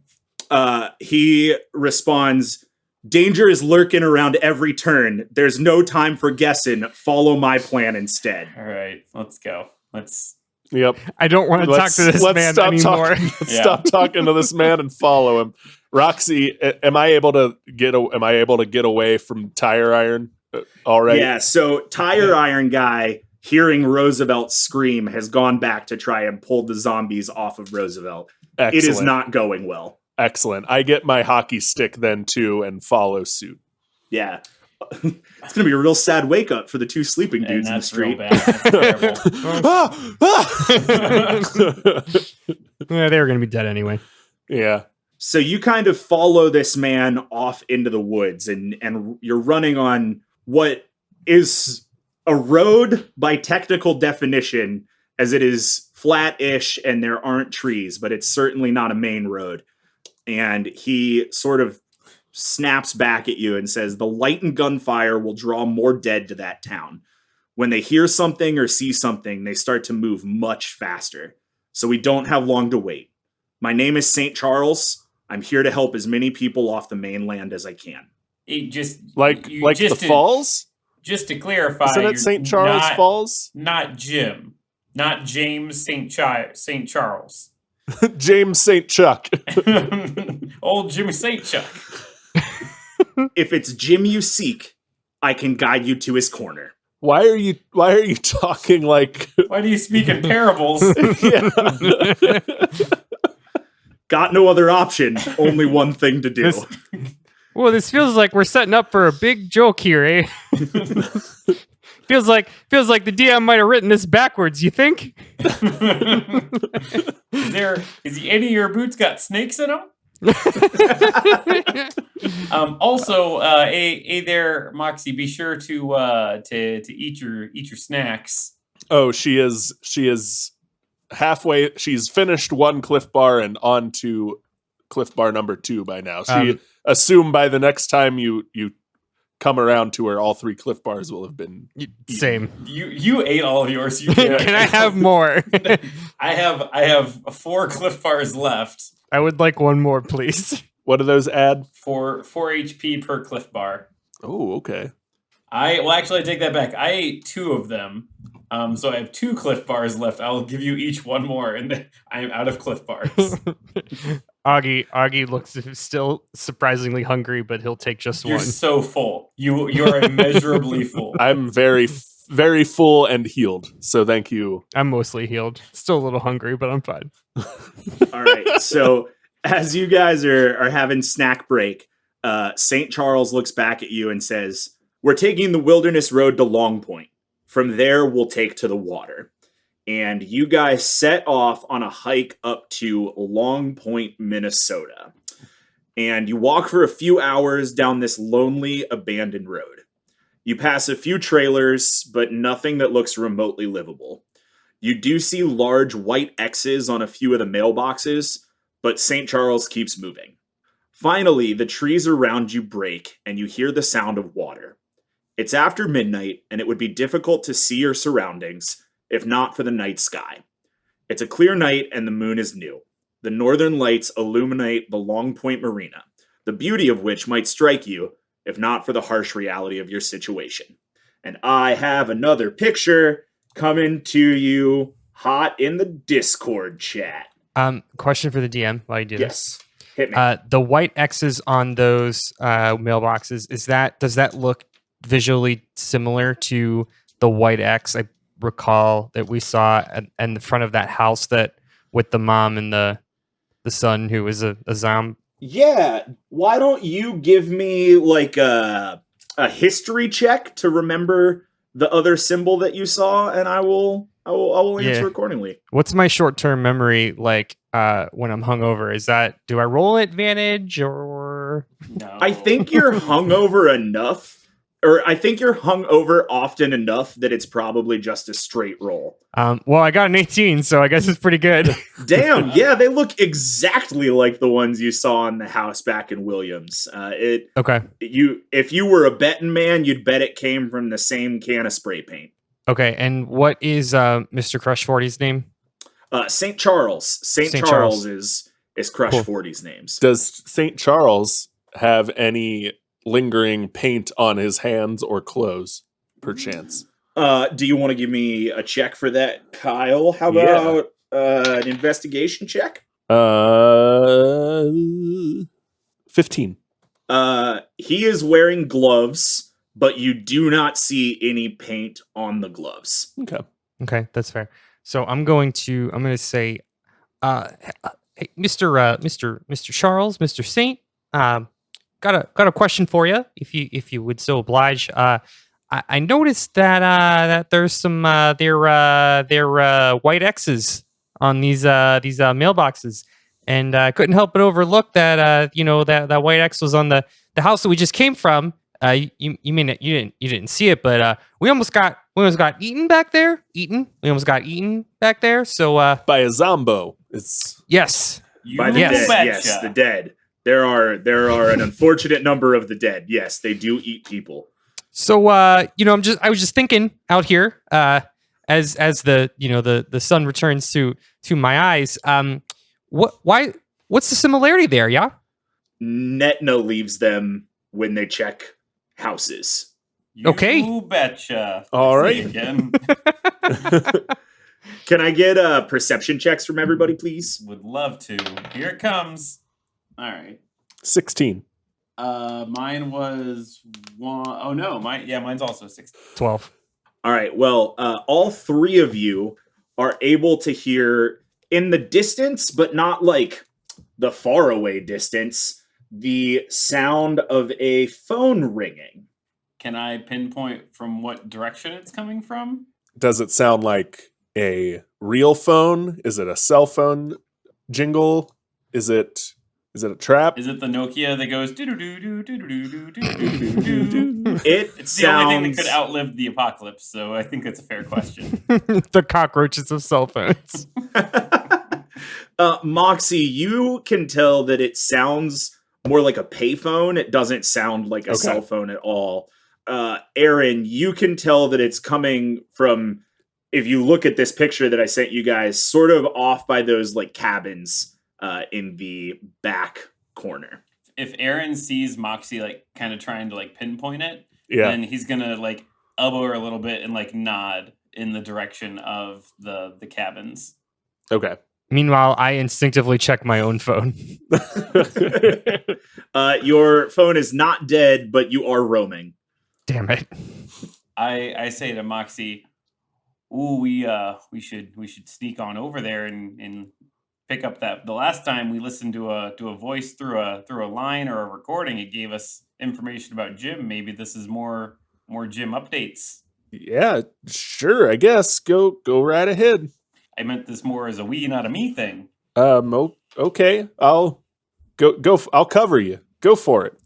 And she kind of readies her she readies her hockey stick. Augie pulls out his screwdriver and he nods heroically to Aaron. All right, are you guys heading over towards those cabins? What's St. Chuck doing right now? Did he just like walk us to these kind of cabins and then leave and and then a phone rang? No, that's a great question. So St. Charles has headed towards some brush in the water and is working on uncovering something hidden in the brush. Did he acknowledge the phone ringing at all? He has not acknowledged the phone ringing. Okay, then my plan continues as stated. I'm covering Augie. Aaron. I feel like Moxie's the kind of person that would get his name wrong on purpose just to keep him in his place. Oh, my intelligence is like 8 too, so I'm probably just not keeping your name straight canonically either. Yeah. Yeah. They're all just guys to you. Yeah, so I guess I'm Aaron, that's Augie. So that would We make have sense. to be fair, we have the exact same voice. So You're both two Minnesota white boys to me that start with double vowels. that have double vowel starts. What's a vowel? Augie, we're gonna go check out that their ringing phone line. You wanna come with? not really. Okay, then we'll see Will you later. keep eyes on Chuck over there then? Yeah, I can do that. Appreciate it. I would like to show Moxie that I have a small like mag light, and I want to say Moxie, if you'd like, I can attach this here mag light to your hockey stick. Then your hockey stick is a little flashlight hockey stick. If you'd like that.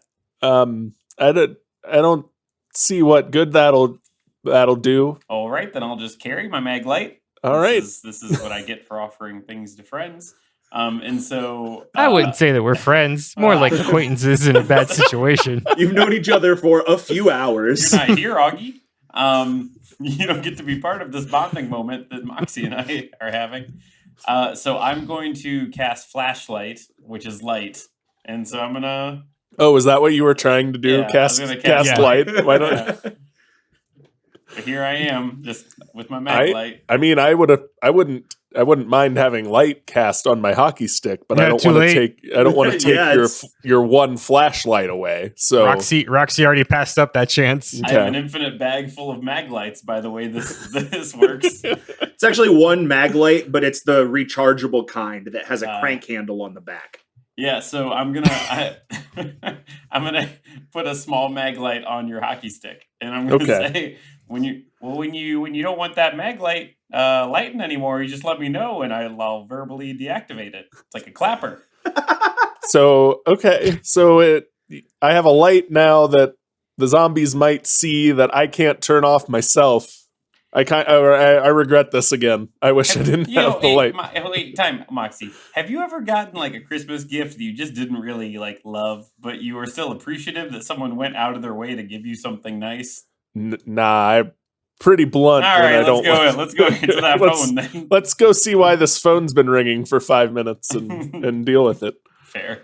All right, so you guys head over towards those cabins, and with that light stick light, the extendable mag light, it does not take you very long to tell that, one, it's sort of like a general bait store, kind of a small shop, and there is a payphone on the front porch. The payphone is what is ringing. I nudge Aaron forward with my hockey stick.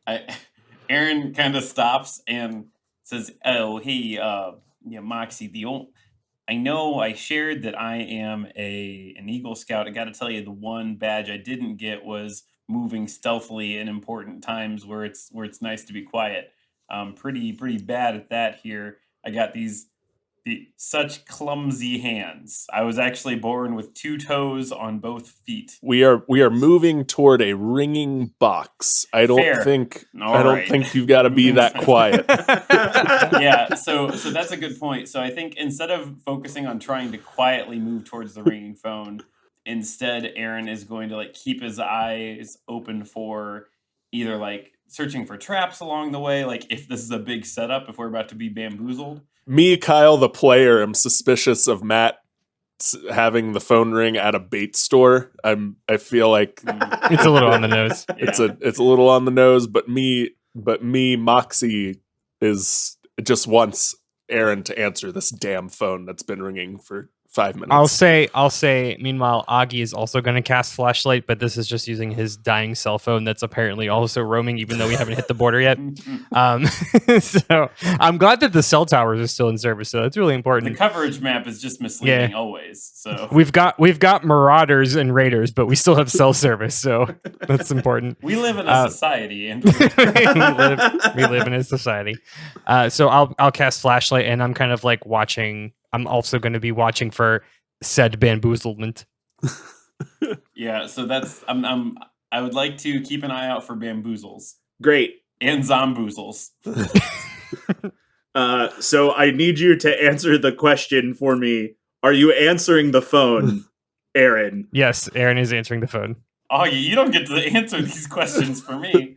But also, yes, Aaron is answering the phone, but because I decide Aaron is answering the phone, not because Andrew said Aaron's answering the phone. All right, Aaron, you consensually answer the phone, and what you hear is coming to you via link in the internal chat. Kyle and Andrew don't listen to this. Yeah, Kyle and Andrew don't listen to this. this. Yeah, you don't get this. This is just for Daddy. What's he saying there? Who is it? Is there someone there? I have to restart it because you guys are yelling and they're coming through the same audio input. Plan success. What? Is there someone there? What are they saying? Oh my god. I'm going to start it one more time. I feel like instinctively Aaron pulls the phone away from his face and puts his hand over the receiver part like there's someone on the other line. he's like, Jesus, serious? Oh, are you kidding? Are you gosh darn pulling my leg? Oh, sorry. Sorry there. This is General Prairie of Netna. We've been watching from above, and we're glad that you've made it this far. Netna left a motorboat anchored to this marina in case this evac route was necessary. The lockbox code is 0701. Good luck, traveler. I hope to see you at Jim's. Aaron hangs up the phone and just gives, I think, both Moxie and Augie these looks of like, really? You made oh boy, it was a 20-second recording and I had to listen to it 4 times. I'm just very lucky that this payphone had the repeat function on it, don't you know? Anyway, I walk over to Moxie and I'm trying to like go back over to Augie and I say, well, it was that same voice that was on the recording before. It was General Prairie again. It says they're watching us, so that's helpful. Moxie looks around for cameras, drones, anything, continuing to listen. If you spot anything, the likelihood of you spotting it's probably increased because you have a flashlight on your hockey stick. Oh, that's right. And she like waves the flashlight around in the air. I just love that you, Kyle Harper, are pantomiming holding a boom like Yeah, you're it's really recording. Yeah. Anyway, that there is a Netna motorboat over there that I think St. Charles was probably messing around with, or maybe in that general vicinity, and there's a code for the lockbox. Will that take us to Jim? That is supposedly to take us to Jim, that Netna left it here in case this path was necessary. Well, that was mighty kind of them. Yeah. Just mighty kind. You get that kind of hospitality up here up north. Yeah, sure do. Yeah, you know, it's a truly great place to put down some roots. So as you weirdos are shooting the shit about the luscious lifestyle of Minnesota, you can see over where St. Charles was, because Moxie has held her boomstick in the right direction, that he has uncovered an outrigger canoe, like kind of a small canoe and 3 paddles, and has flipped it over and is starting to push it into the water. Is there like another boat that is nearby, or is that looking at that, would Aaron think that is the boat that Netna left, or based off answering the phone, do I believe there is another location of a boat in the water with a lockbox that I need to find? I will answer that question 2 ways. Way 1 is that you don't see anything with Netna on this canoe, and everything else you've seen from Netna has had the logo Got the on branding. it. My other thing is that I'm assuming Aaron knows the difference between a canoe and a motorboat. Aaron does now that he's thought about this a little bit longer. Yeah, so if we're walking over to St. Charles, I'm going to say, St. Charles, there is another boat here that Netna left behind. If we can find some motorboat instead of that small little dinghy. Move quickly if you can find it. We need to get to the water. Commence ocular pat down. Yes. I would like to look Same. for motorboat tracks that would lead me to the motorboat. I would like Yeah. to use my boom flashlight to do that as well. Great. I will take investigation rolls from everybody. Moxie, you roll with advantage. What with the boom light and such? Oh, Why? I have cell phone light. Is that anything? no. Yeah, advantage to Damn you. it. Yeah. Mine was a What- good what roll. check I don't is need that? the advantage. Investigation is fine. I got an 18. 12. 16. All right, so Todd and Andrew, both of y'all are... Aaron and Augie, you both see about 2 docks down from where you're standing right now, something floating in the water. Is it boat shaped or man shaped? I knew someone was going to say, is it boat shaped? It is certainly boat-shaped, yes. Well, as we've now canonically decided, Aaron has extensive knowledge of motorboats, and so I'd like to point out the motorboat. Does it look like it will hold 3 people comfortably? How about 4? Or 4? From where you are, yes, it is a sizable motorboat. All right. Okay. Moxie starts heading toward the motorboat and calls back to St. Charles, "Hey, Chuck, we got a motorboat if might move a little faster. You want to come with? St. Charles says, the canoe is smaller but quieter. The boat is bigger but not as stealthy. It is up to you to decide which vessel we shall take to the north. What? Can we all fit in both? The DM says you can all fit in both vessels, yes.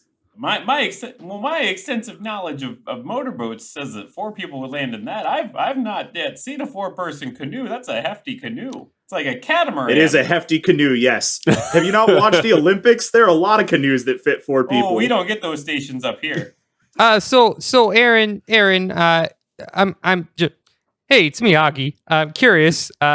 So you seem to, who told you about this motorboat? It was that same voice that came out of the walkie-talkie, General Prairie. Oh, Who said to go see Jim, and I realized that had you all not also heard the first message, you'd think that I was making all this up. yeah. We got ourselves a real golden plate situation here. don't ask questions. Sure. Yeah. Uh-huh. So how do we know this isn't a trap? Because we just came from a town. I don't know if you remember, but we almost got eaten. And that was mostly because we were making a bunch of ding dang racket. I mean, if you think we should take the canoe, I think that's fine. It's much slower than a motorboat. That is what he said. Infinitely slower.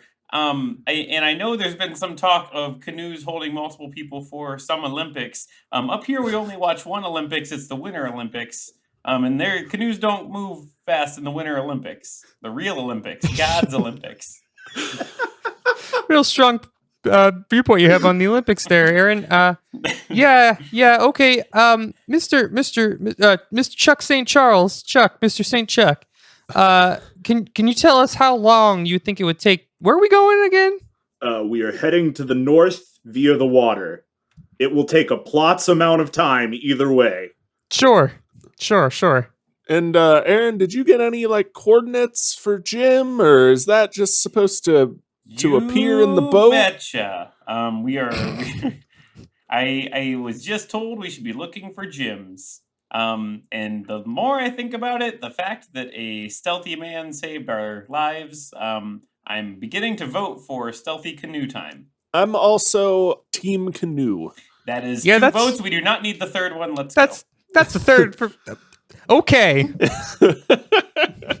I do want to go check with the lockbox on the boat to see if there's anything else of use. Yeah, I want to loot. I want to loot the boat as well. If the boat is not forever away, I would like to jog over there and check her out real quick. If we almost avoided the trap and now spring the trap looking for the looting the boat, I'm going to be so mad, but I want to loot the boat. The boat's actually a mimic. The game has changed dramatically. Yeah, so you guys head over to the boat. It's only a couple of docks away. And there is a tarp over the boat, and it is chained to the dock. There is a lockbox on the chain. It is a 4-digit coded lockbox, and you cannot get the tarp off without removing the chain. I would like to put in the code. Before he does that, does any light go through the tarp if I aim my flashlight Are at a it? million zombos under that tarp. It is a canvas military tarp. No light penetrates through the tarp. Okay. I would like to put in the code. Hang on, checking my iPhone notes. 0701. Yeah, Aaron, you put in the numbers 0701. And the boat explodes. You give a yank on the lockbox, and it pops right open. If you were going to say that it didn't pop open, my next line was going to be, I've done my one and only thing, okay. Well, you are in this a little farther than you expected to be then, because the lock does pop off. Oh. And you can now take the chains off and pull the tarp off if you so choose. I would like to so choose. I will aid in that. Great. I'm gonna hold my screwdriver at the ready. Awesome. You, on the count of 3, I assume you're working together, give a big tug and yank the chains and the tarp off the boat. There is nothing inside. It is a black rowboat, or it is a black motorboat. It has the white letters of Netna on the side of it. It is empty. Good enough. How heavy is this chain? Pretty heavy, honestly. It was holding the boat. Let's say 30 pounds. It's 30 pounds of chain.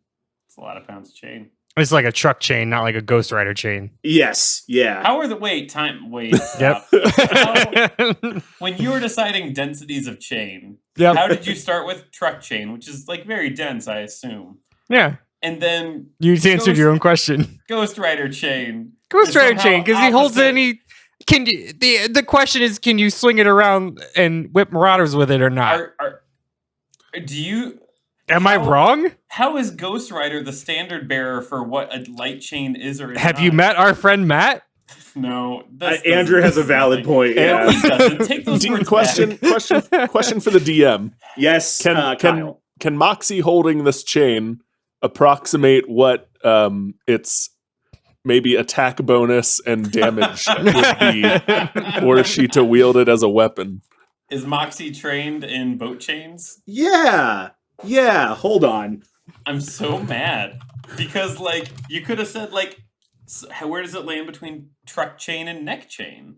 Or, like, chain link that chains fences. By Ghost Rider chain, everybody knows that I'm referring to like using it as a hilarious weapon, which is exactly what Kyle is trying to do here. So I'm not in the wrong. Yeah, he's not. Kyle is also not fueled by, like, eternal damnation. We don't know Moxie very well. I guess we haven't gotten to the Moxie lore episode is episode 2. All right, so I have those numbers for you, Kyle. You would be able to tell a couple of things. Okay.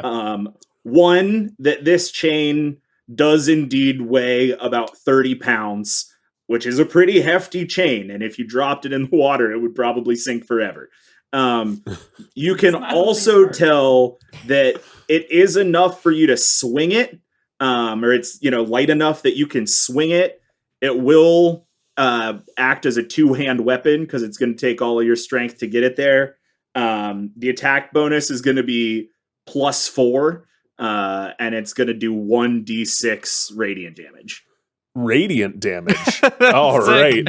Yeah, I'm gonna wrap this chain around my chest like a ammo strap. Like Ghost Rider does. I get it. Like Ghost Rider does. It was going to be bludgeoning damage, and then it got tied to Ghost Rider, and now it's radiant damage. 1d6 plus anything? Or just 1d6 plus your strength mod bonus. Yeah. So I stupid. I It's won't really complain stupid. about the I'm stupid thing. I'm walking back to St. Charles. I'm honestly surprised that wasn't a hidden Ghost Rider Easter egg already that we just Me found. too. Yeah, with my new chain, my new radiant chain, I'm going to then head back toward the canoe. And Same. yeah. All right. Well, you guys, are you all ready to get in the canoe? Are we starting this Yeah. journey? Let's start this wonderful friendship journey where we're all way too close on this canoe. All right. The four of you work together and head north in the canoe. It really is a beautiful night, and with so much separation between yourselves and the horde, your shoulders relax for the first time in hours. You pass a cape on your left and start to sail around it. You can see the dock on shore, but you're still a few minutes out. As you head that direction, another boat materializes out of the darkness. It's a rather large rowboat, but was sitting low to the water, making it almost impossible to spot. There's not enough warning to turn your boat, and you collide with the rowboat. You hear a loud splash, and I'm going to need dexterity checks from everyone, please. You want dex checks or dex saves? Dex saves. Thank you, Todd, who's DM'd for longer than me. It wouldn't have mattered. 13. 7. 3. Oh, guys. Together, ours almost equals yours. Yep. All right. So, luckily for three of you, St. Charles made the check, What a guy. but all three of you failed the save and have fallen out of the canoe into the water. Oh, Well, dang. good thing that we all strap chains to our chest. Yeah. So it is early November in northern Minnesota. This water is ice cold. It's not frozen solid. It's a pretty large lake. But there are some like kind of chunks of icy section.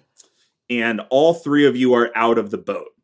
You can also see from your space in the water that 3 zombies in fishing gear stand up in the rowboat. I knew the rowboat was full of zombies. Oh, that's awesome. You hear a Zombie lot boat. of splashing on the other side of the rowboat, but you can't see what is around it. How deep's the water, Matt? It's deep. You're in a lake-ass lake. Okay. What do I need to do as a woman with a 30-pound chain around her chest need to get back in the rowboat or in our canoe? What I'm going to need everyone to do here in a moment is roll for initiative. But I want to resolve Moxie's chain puzzle first. Yeah. So actually, no, I lied. Everybody roll for initiative, and then we will work on Moxie's chain problem. Crit fail on my initiative roll. That's Classic. We're doing it. Kyle. If anyone wants to donate dice to Kyle, mine are all bad, apparently. I did pretty well in my initiative. What'd you get, Todd? 16. Andrew? 11. All right. I've got kind of a lot of dice to roll, so give me a second here.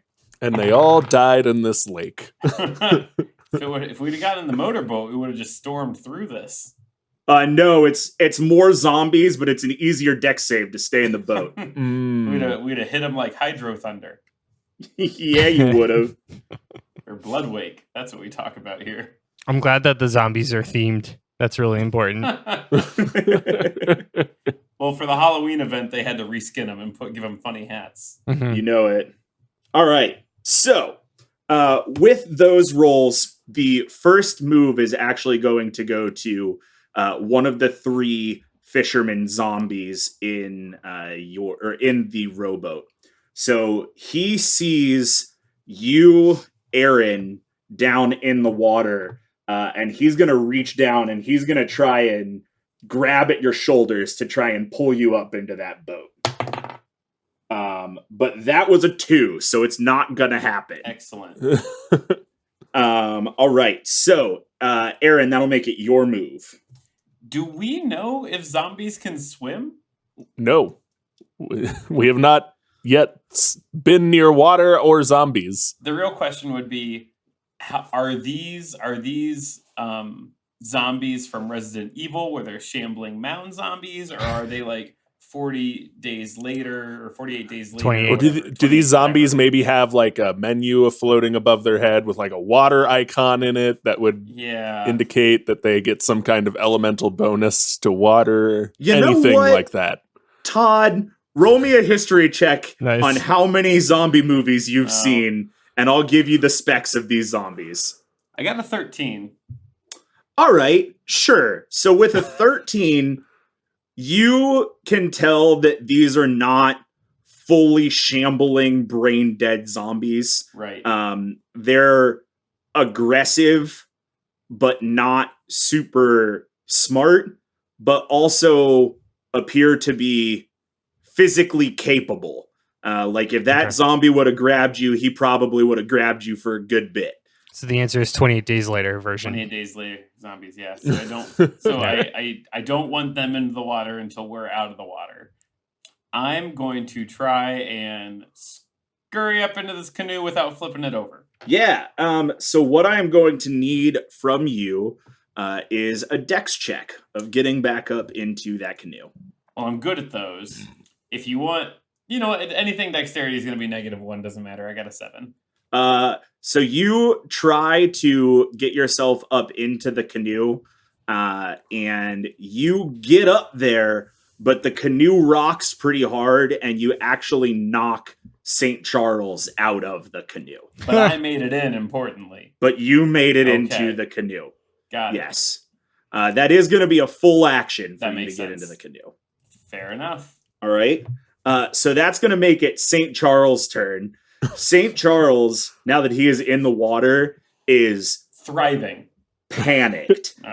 He is a level of concern that you have not seen him be since you got into this campaign. So he is going to try his damnedest to get up into the boat. Because he knows about the real threat, alligator zombies. Blue algae. And luckily, St. Charles does make the save, so he gets back up into the boat.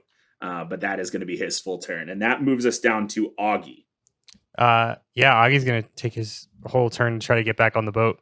So go ahead and give me a dex check there. Ooh, sure. Dex save. Dex save isn't too good, Matt. That's a 10. So that 10 is Better than going my to 7. It's better. it's going to get you into the boat, but is going to knock Aaron back out of the boat. As I'm falling out, I go, I got a plan! And I go, oh, actually, no, I think I go, oh, for the love of, and then I fall into the water. Can I? All right. So that was, I assume, my move action. Can I use my action to try to pull Aaron back in? Getting back into the boat was actually going to be a full action. Okay. But if you want to help pull Aaron in on the next turn, I will give I will give Aaron an advantage on that roll. Let's do that. Great.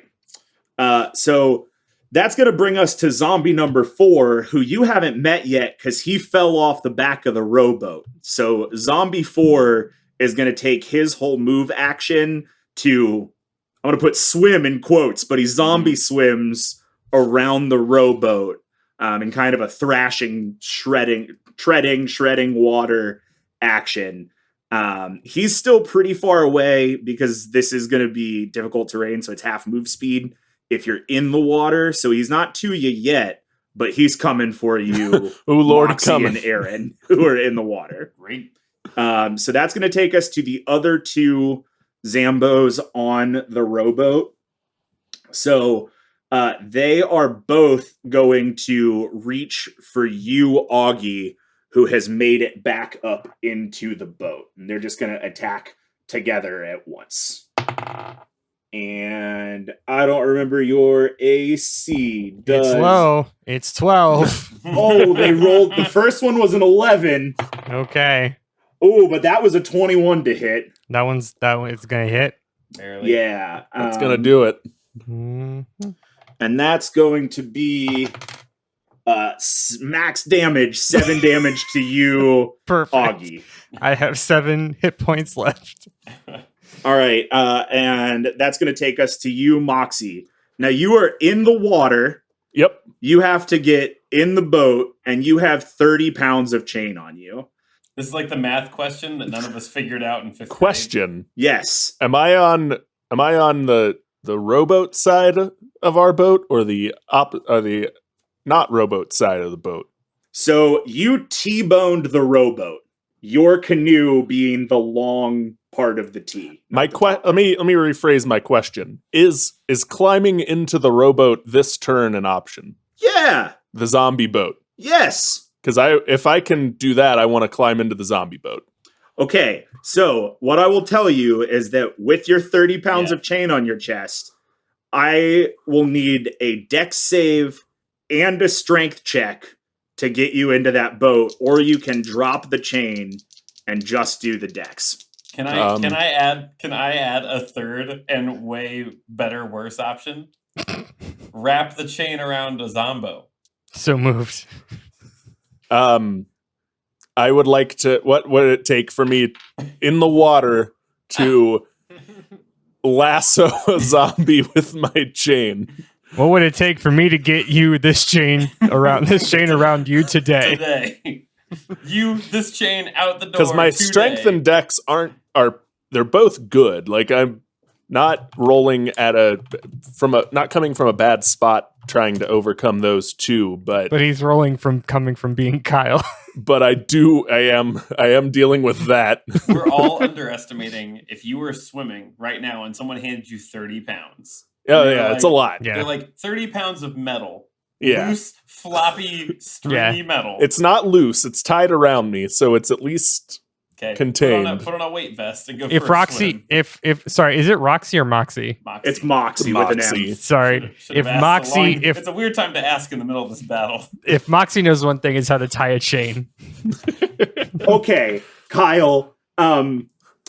So the rule of cool dictates that you probably can't do anything to get the 3 zombies in the boat into the water. Oh, However- absolutely. Not 3. I'm not God, but However, one.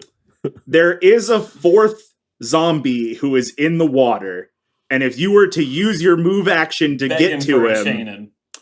it would be a straight strength battle to try and shove the chain on the swimming zombie. Yeah, let's do that. Yeah. I'm Yeah, gonna all swim towards the water zombie and then drop 30 pounds on him. Go ahead and roll me a strength check there, Kyle. I just threw my dice on the ground. An 8's not gonna do it, I'm guessing. Oh, you're rolling against me. Okay, maybe I will pull this off. Yeah, so you said you rolled an 8? Yeah. The zombie rolled a 5. Yeah. Yeah. Kyle, I need you to tell me how Moxie shoulders this zombie with chains and sends it sinking to the bottom of the lake. So with all her strength, Moxie overcomes the 30 extra pounds of chain she is wearing and swims to the thrashing zombie in the water still, and kind of colliding with it, heaves the chain off her shoulders over her head and just kind of like onto the zombie, and enough of the weight of the chain lays across it and it just takes it to the lake floor. And it does do that. As I stated earlier, those chains were heavy enough that if you dropped them in the water, they'd sink forever. And zombies can tread water, but they can't project themselves upwards. So say my zombie lore. And that zombie got concrete shoesed by the Italian mob of Moxie Jones down to the bottom of the lake. There are still 3 zombies in the water. In the water or in the rowboat? Oh, you're right. I'm sorry. There are still 3 zombies in the rowboat. And Moxie, you were about 15 feet from the boat. Okay. Now, I'm going to tell you this. Suddenly, Moxie, it starts to sound like you're inside of a hot tub. The water above you starts to bubble as shapes begin to rise to the surface. And it's 3 shapes you can see in the water. At first, they look like more undead. But as they break the water, you see that they're wrong. They have human-like faces, but they're not shaped like heads. The eye sockets are sunken and empty. The mouths aren't where they should be, and the noses list back and forth with the water splashing around them. The skin is grayed and shriveled, as if it's been in the water for hours. "Dead eyes," whispers St. Charles. When some of the first infected stumbled into the lake, the walleye began to feed on them. They got entangled in the skin of the dead and became these monstrosities. Now, they scream like men, but are only fish. Right.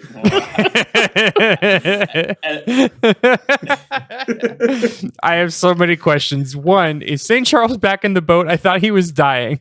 No, St. Charles is in the boat. Okay, good. Yeah. I'm glad he was there alive to give us that exposition. Right. Moxie screams when she sees these dead eyes. That breaks her tough outer demeanor. Finally, that sounds horrifying. Hey, we gotta get out of here. Yeah. Oh, yeah, Aaron says from the water. If you kill a zombie, you take their spot in the rotation, right? That's how that works. What D&D game are you playing? One where I crit fail my initiative roll and want to move up in the food chain. Hey, Matt. So I took damage from a zombie. Did I get bitten? You did not get bitten. Okay. Cool. So I don't have to worry about a situation. I've Nope. only got 2 bullets left in my gun. Yeah. Yeah. Okay. All right, so Aaron, you are still in the water. Moxie, you were in the water and far from the boat. And St. Charles and Augie, you were in the water, or you were in the boat. That's going to take us to zombie number 2 on the boat. He was going after St. Charles, and he's going to go at him again. But he is not going to connect. So, Aaron, that'll make it your turn. You are in the water. There are fish that scream like men quickly surrounding you. Aaron goes, "Oh, I wonder how they scream like men when they have no mouths like men. They are but fish." And I'm going to try and pitter-patter my way back up into that boat. Remember, do so advantage because I'm Yeah, helping. you have advantage. Appreciate that. How's a 14 do? Hey, that'll make it. All right. That is the check to get on the boat without knocking anybody else off. It was a Hooray. 14 and a 6. So glad that I had that advantage. Excellent. So that's going to be... Can I Go ahead. hand the gun to St. Charles? You can. You can hand the gun to St. Charles, Maybe although like- St. Charles also does have a hunting rifle. Oh, never mind. I don't hand him the gun. Okay. Cool. So it's going to be St. Charles' turn, and he is very upset about the Deadeyes in the water. He is super uncool with the Deadeyes in the water. They freak him out. So he is going to aim that hunting rifle straight down at one of the Deadeyes and pop a shot at him. And that is going to hit. Yeah. And it is going to do... Oh, where are all my dice? That is going to do... Wow, 14 damage to that Wow. Deadeye. Watch Woo! Watch St. Charles rule the night away. Watch St. Charles save the day. Feel his storm is getting close, headed our way. Good. Thank you for doing that. I don't know You're what welcome. that was. Is this another Is this Coheed? song You have that to tell I'm us not if it's Coheed. I'm not pop punk enough to understand? No, I can't. I didn't want to go any further because the next line is Sonic Heroes. Sonic Heroes.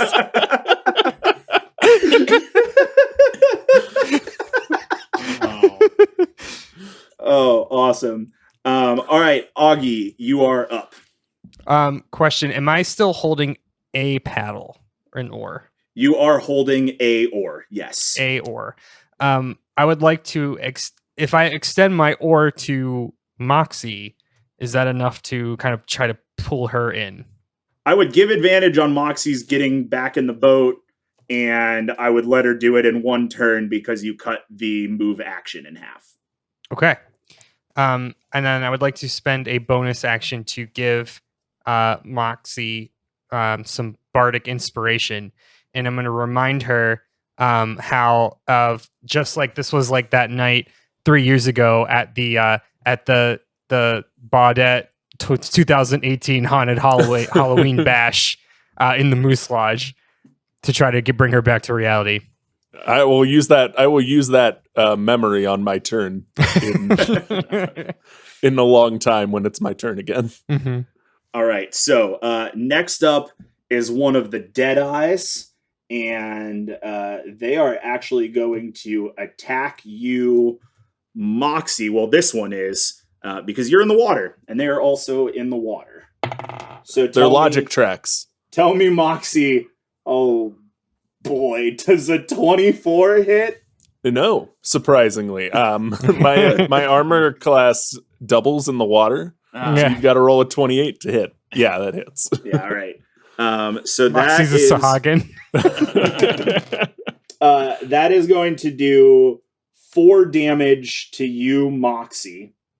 And that Deadeye is not biting you per se, but is certainly stuck to you in an unnerving way. It's worse. And you are also going to take 4 points of charisma damage from that being stuck to you. What does that mean? Like your charisma score goes down by 4? Yeah. Oh. Well, that sucks.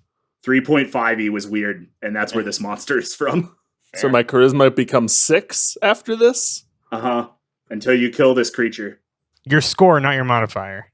Oh, your modifier wouldn't be 10. Never mind. Yeah. Ignore me. Okay. And that is going to make it the zombies in the boat's turn.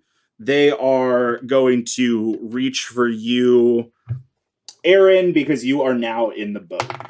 Well, that's not ideal. And Aaron does a... Who did I just attack with? Yeah, I'm sure a 25 hits you, yeah? See, I have a thing as well, just like Moxie does, that doubles my AC when I need it in the plot. Yeah, I'm sure it does. So that's going to be, another max damage roll. 7 damage to you. Hooray! Also, a quick amendment. Kyle, I messed up. You take 1 point of charisma damage, not 4 points of charisma damage. Okay, that's... My apologies. Because I have an ugly fish stuck to me, right? Is that Yep, the logic because you have an there? ugly fish stuck to you. The next zombie in the boat is going to attack you, Augie. Does a 13 hit. Yup. All right, and that's going to do 2 points of damage to you. All right. All right. There is another Deadeye in the boat.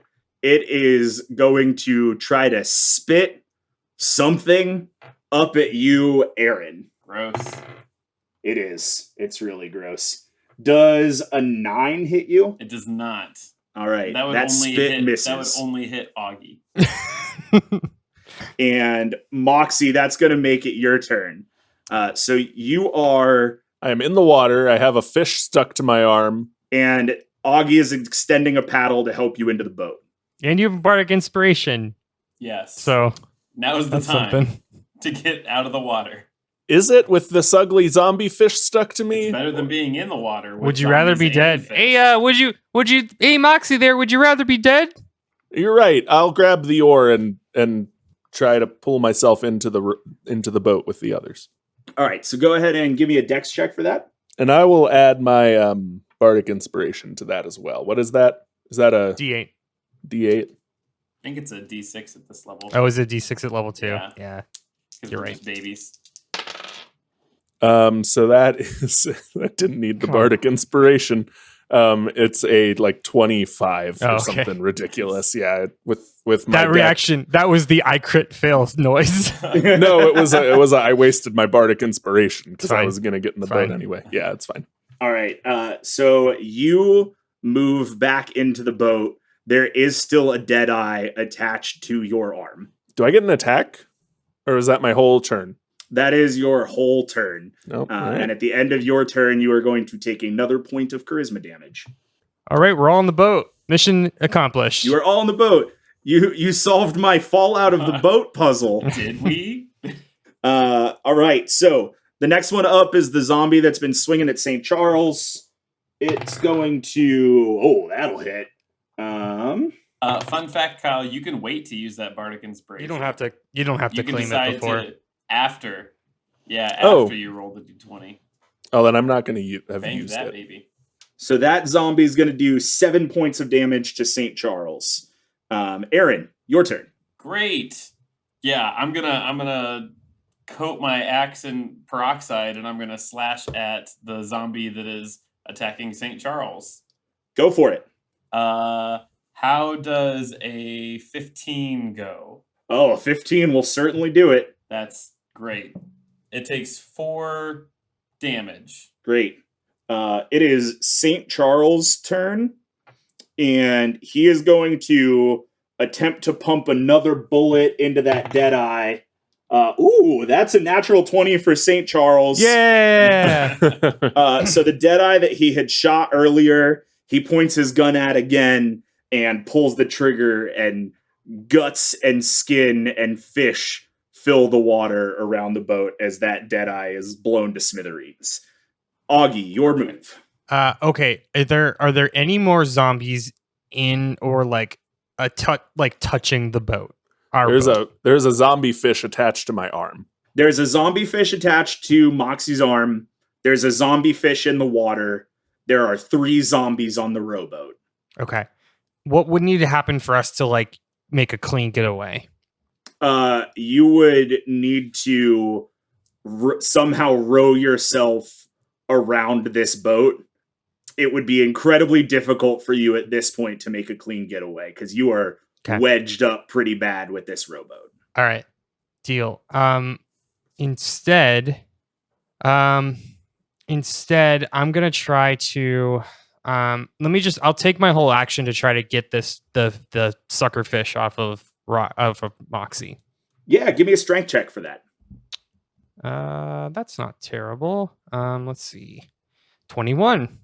A 21 will do it. You rip that skin kite off of Moxie. It's now in your hands. I would like to yeet that skin kite.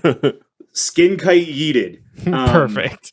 Great. That skin kite, I will say, flew 20-ish feet away from the boat. You lost sight of it, but there is no guarantee that it's not going to come back. Okay. And then I'm gonna use a bonus action or free action to ask Moxie, you doing okay there? Did it get you? Did it bite you? Moxie looks at her arm, and I don't know. What does Moxie see when she looks at her arm, Matt? Do you want to roll an investigation check real quick here in the heats of battle? Yeah. Can it be a medicine check, perhaps? Sure. 12. A 12 will tell you that there are bite marks in your leather jacket. It does not look like they've gone to the skin, but you would have to take your jacket off to tell. Did it break the jacket?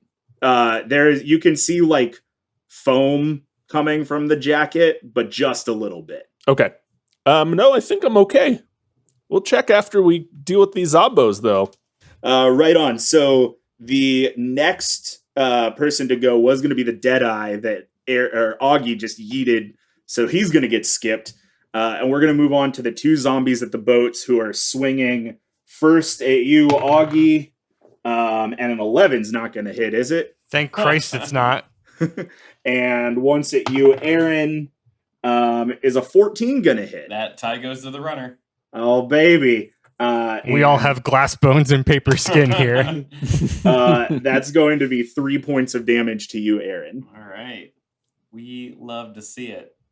And that's going to make it your turn, Moxie. Your first turn in the boat. What you going to do with it? Are we up against the rowboat? You are up against the rowboat. Can I climb in the rowboat and attack in the same turn? Hell yeah, you can. What do I need to do to make that happen? That's just a move action, baby. One boat to another boat's a solid transition. So you were in that boat. I'm going to jump into that other boat and attack the closest zombie full force, and I'm going to you know what? I'm pretty mad because I got bit. They ruined my nice jacket. So I'm going to use my -5 to attack to do +10 damage if at all possible, if I hit. So go ahead and double-handed hockey stick, swinging. That fell off the table. I apologize. That is a 12 to hit. A 12 will hit. Oh. Okay. Then a D10 plus 11.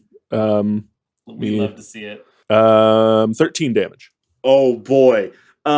Yes, Moxie. So there was a zombie that Aaron had also gotten a clean hit off on, and you crank that zombie like right as you catch it off guard when you jump in the boat, and you kind of hit it in the back of the head. Your hockey stick goes into the back of its head just a little bit. That's what I wanted. And you squelch it back out. Now that zombie staggers forwards and is pushing itself up and is still going, but looks rough. It looks rougher than your average zombie. Didn't get to 0 HP? Didn't get to 0 HP, Moxie. Oh, wait. Action surge. Here we go. Yeah. So I'm gonna bash it again just normally.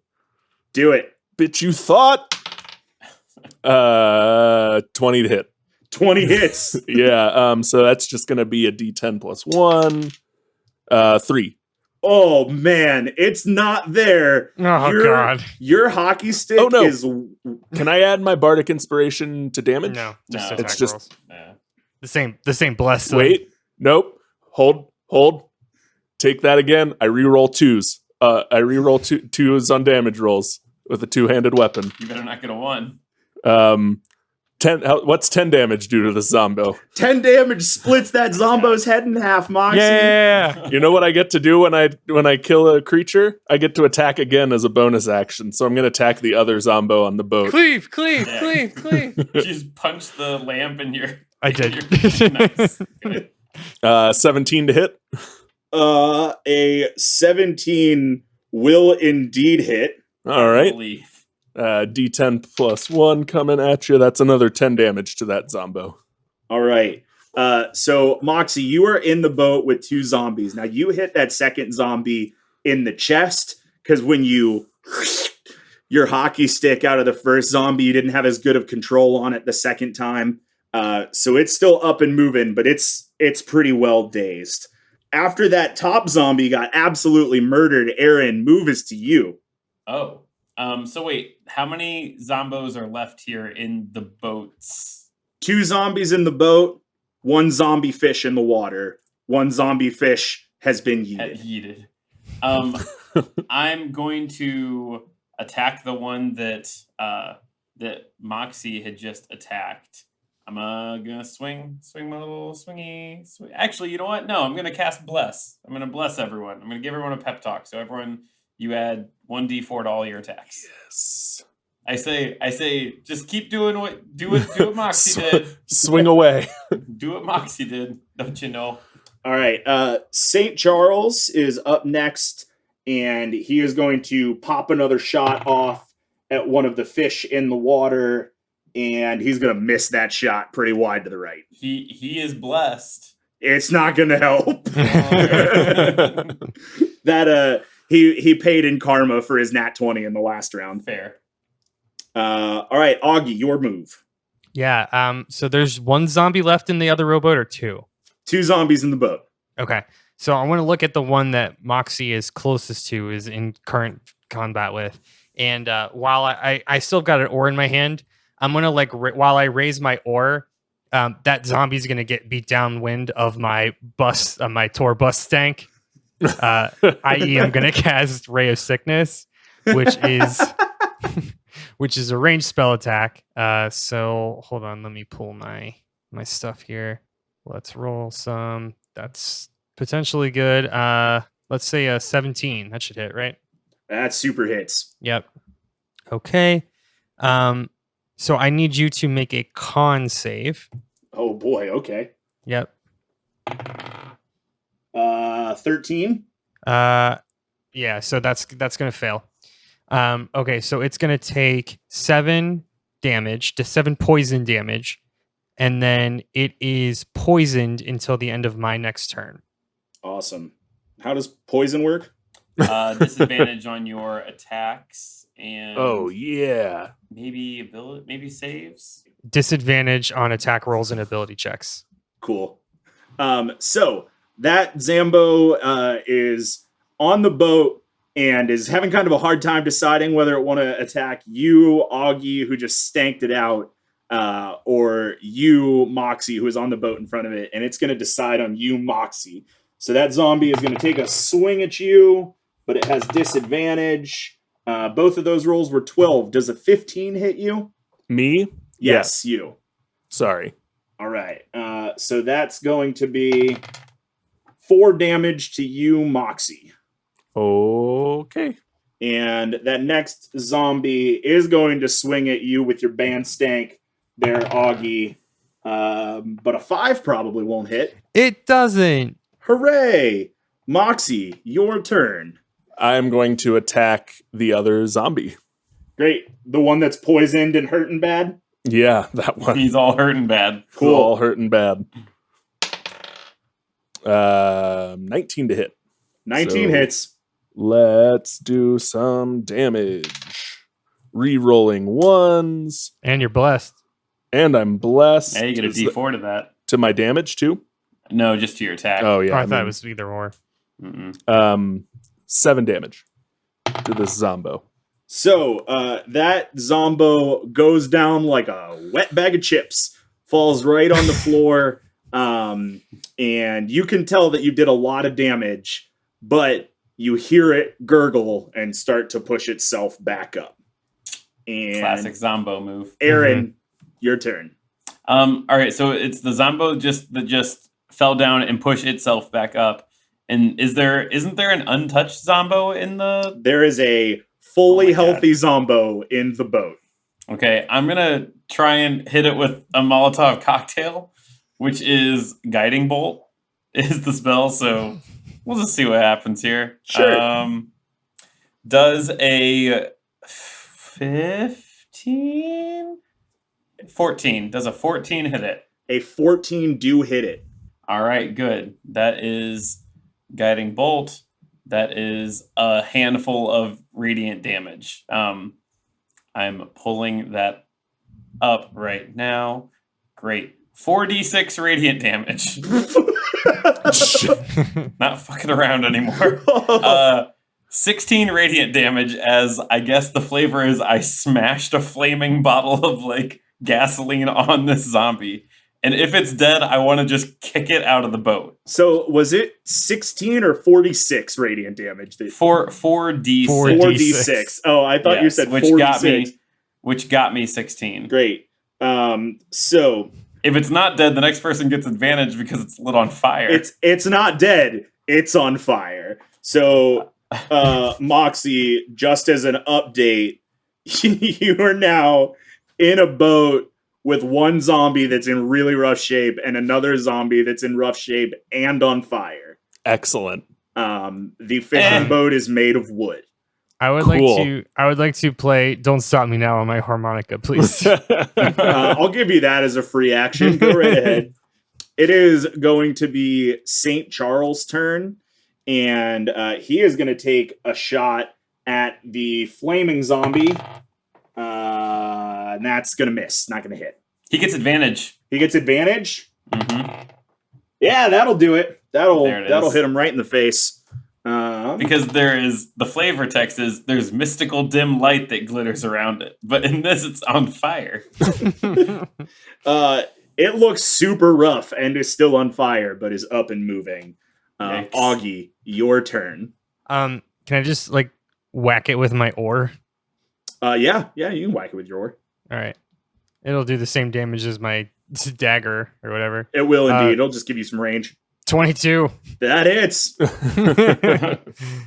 that 1d6? Yeah. 6 damage, max damage. All right. Nice. And it makes the con save and starts to push itself back up. So you've got push itself up. Two zombies who push itself up in boat. It is both of those zombies' turn, and they are staggering around pretty bad, both going to take swings at you, Moxie, and they're both going to hit unless your AC jumped to 20. Nope. How are you looking on health right now, Moxie? Better than I was. I mean, 14. Well, that's good. They're going to do 8 damage to you. So Total. Okay. Don't love that. Doing much worse now. Moxie. Hey, Moxie, you get bit yet? No bites. No. Moxie, it's your move. I'm going to swing on the one that's on the ground. Yep. Is there one on the ground still struggling? It push itself up, but yeah, I'll give you. He's like a push up position. Okay. He's a very swole zombie fisherman. He's in plank position. Yeah. And I'm still blessed, right? Yeah. Mm-hmm. Yeah, that's going to be a 20 to hit. Oh, that hits. And roll some damage. 11. So was that with your hockey stick? Yeah. So you make a full arch with your back, you pull that hockey stick back behind you, and you slam it down on that zombie's head, and it pops like a balloon. That zombie is not getting back up.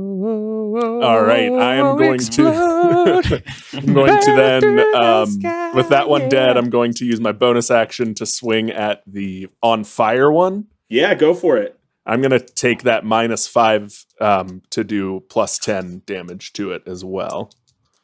Don't stop me. Ooh, ooh, ooh. Don't stop me. I like it. 8, 12, 15, a 10 to hit. 10 hits.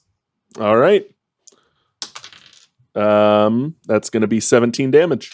And with that 17 damage, you crack that zombie right in the chest. Now, when you crack it in the chest, you can tell it doesn't kill the zombie, but it does stumble backwards and fall off the boat into the water. Just then, that Deadeye that Augie yeeted out there earlier comes swimming back up in a frenzy and starts to chew on that zombie that was on fire and is now in the water, distracted by the Deadeye. And congratulations, you've solved my zombie puzzle. Oh my god, get into whatever boat moves and let's go. I would like to remind Moxie that zombies don't die below the thighs. I assumed I was taking every shot at the head, but Matt was the one determining where my blows landed. So Yeah. All right. So you guys hop back in the canoe and head to shore. So as your boat finally comes peacefully to shore, St. Charles stands. If it is Jim you seek, this is where our companionship comes to an end. You can follow this road straight to his corner. There's only one fork in the road. Keep to the west. You'll be there by sunrise. If, however, you believe that it is not where your journey ends, you can continue north to my home with me. The choice is yours, but you must make it now before the Deadeyes lose interest in the corpse. Wait, do you know Jim? Is Jim like from your hometown? Do you have beef with Jim? St. Charles has started to pack up the boat to shove off the dock. Oh boy.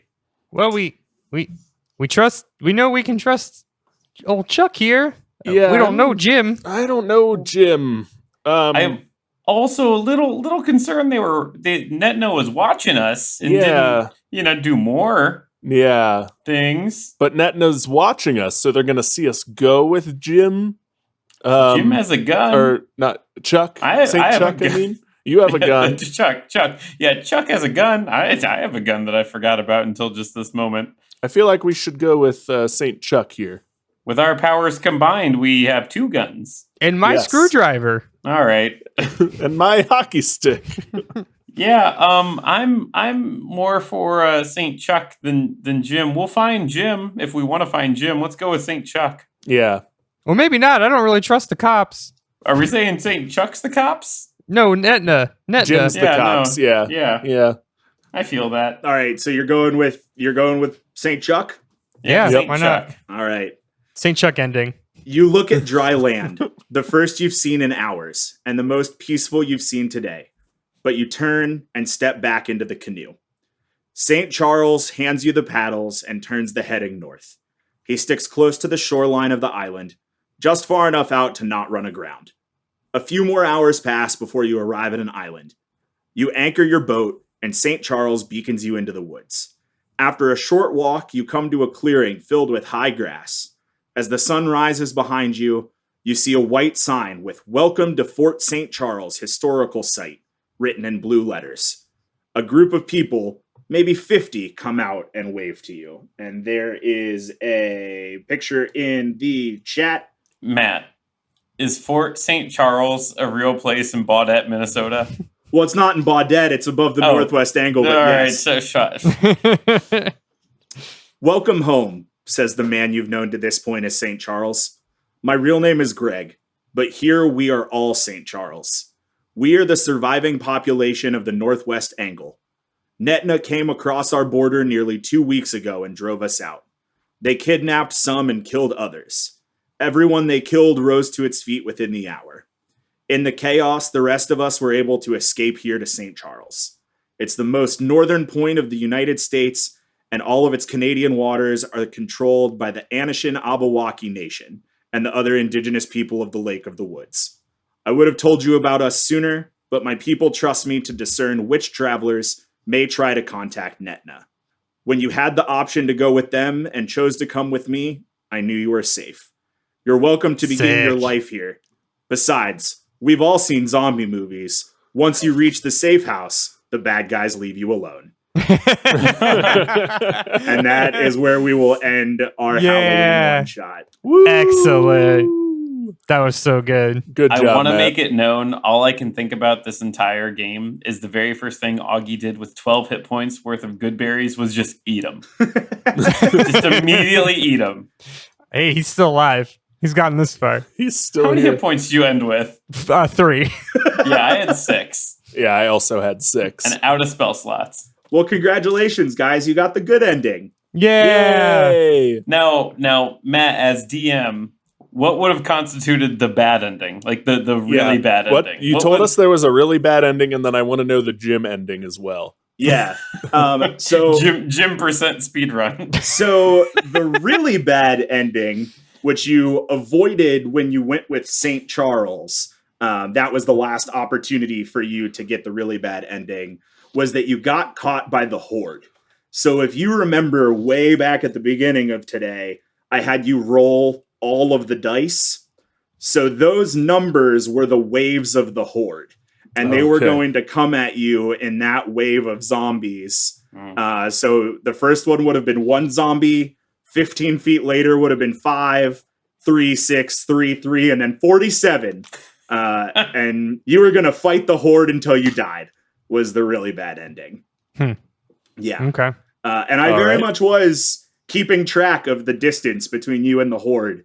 Kyle, when That's you cool. got in the truck accident and you were like, we should turn back and we should haul up in the last town. I was like, oh, baby, we're doing a 45-minute one-shot today. That's awesome. That's so cool. Would you have let us drive off in the Marauder's car? Because that's what I was planning on trying to do. Yeah, I mean, I would have let you fight for it if you Yeah. wanted to, but I think that you probably would have ended with, depending on what direction you went, you wouldn't have gotten the good ending. Because if you followed the road south, you would have run into the horde. And if you Sure. followed the road north, you would have gotten a variation of the Jim's Corner Of the ending. gym ending. Yeah, do you want to know that ending? Yeah. Yes, please. Yeah. Yeah. So let's say you save scummed it and you reload your file back at the dock and you choose not to go with St. Charles. You look at dry land, the first you've seen in hours and the most peaceful you've seen today. St. Charles has been a savior to you, but you'd have joined the horde in Baudette if not for Kirk Johnstone. You bid farewell to your ally with hopes to see him again soon and head west. You hike for nearly 4 hours as the sun begins to rise on your backs. You hear a loud humming sound from above you as you come across a small hut. There's a blue sign with white letters that reads Jim's Corner Immigrations Customs Reporting Station. And there is the picture of that for you in the chat. A phone rings inside of the hut and an LED screen illuminates with a red answer button. As soon as you answer the phone, a familiar voice fills your ears as you're blinded by floodlights, and a group of men in white hazmat suits with Netna in red on their chest surround you. And I'm dropping the link to... So they're Umbrella Corporation. They're kind of... Well, they're Netna, but yeah, they're kind of an umbrella corporation. Congratulations on making it to Jim's Corner. I'm sorry I couldn't be there in person, but I trust my field crew will take care of you. We've been harvesting as many of you stupid Americans as we can to develop a cure to this damned infection.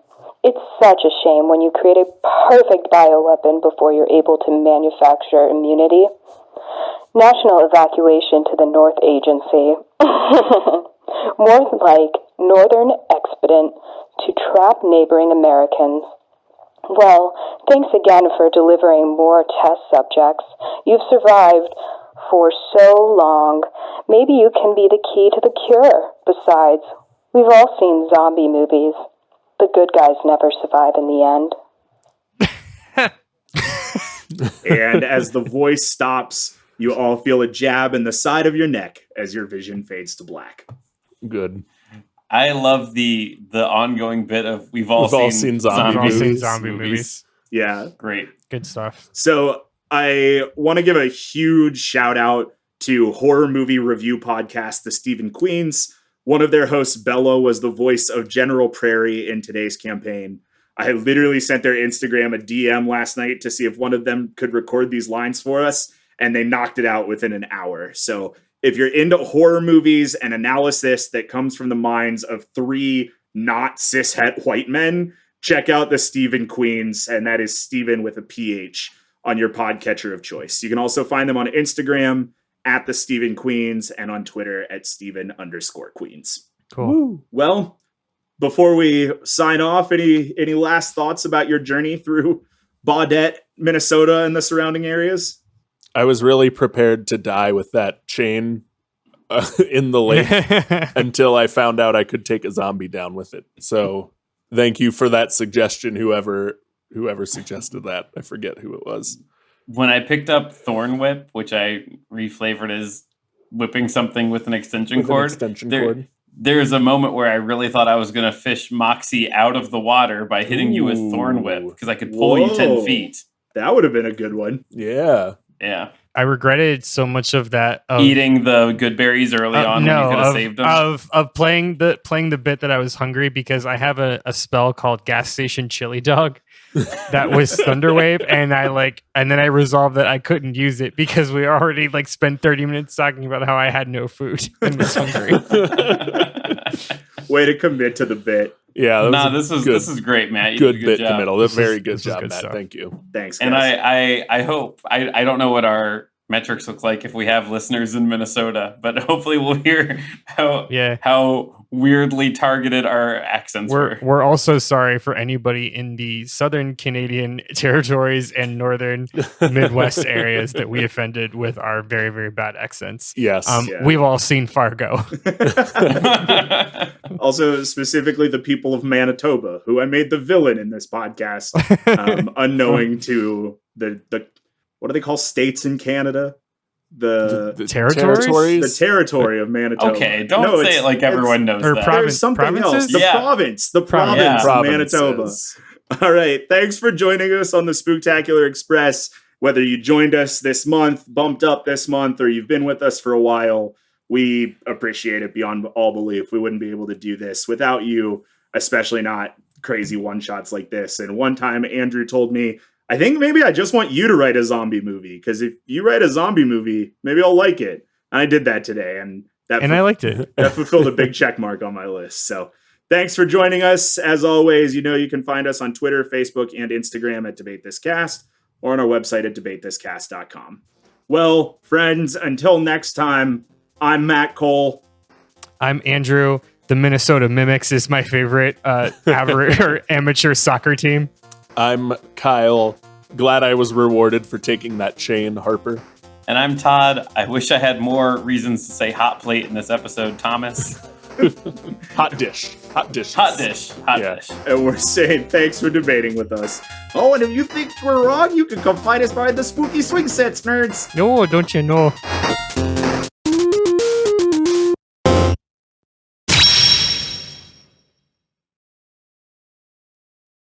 Oh, you're still here? No, that's it. It's over. You can go. We'll see you next week. But that's it.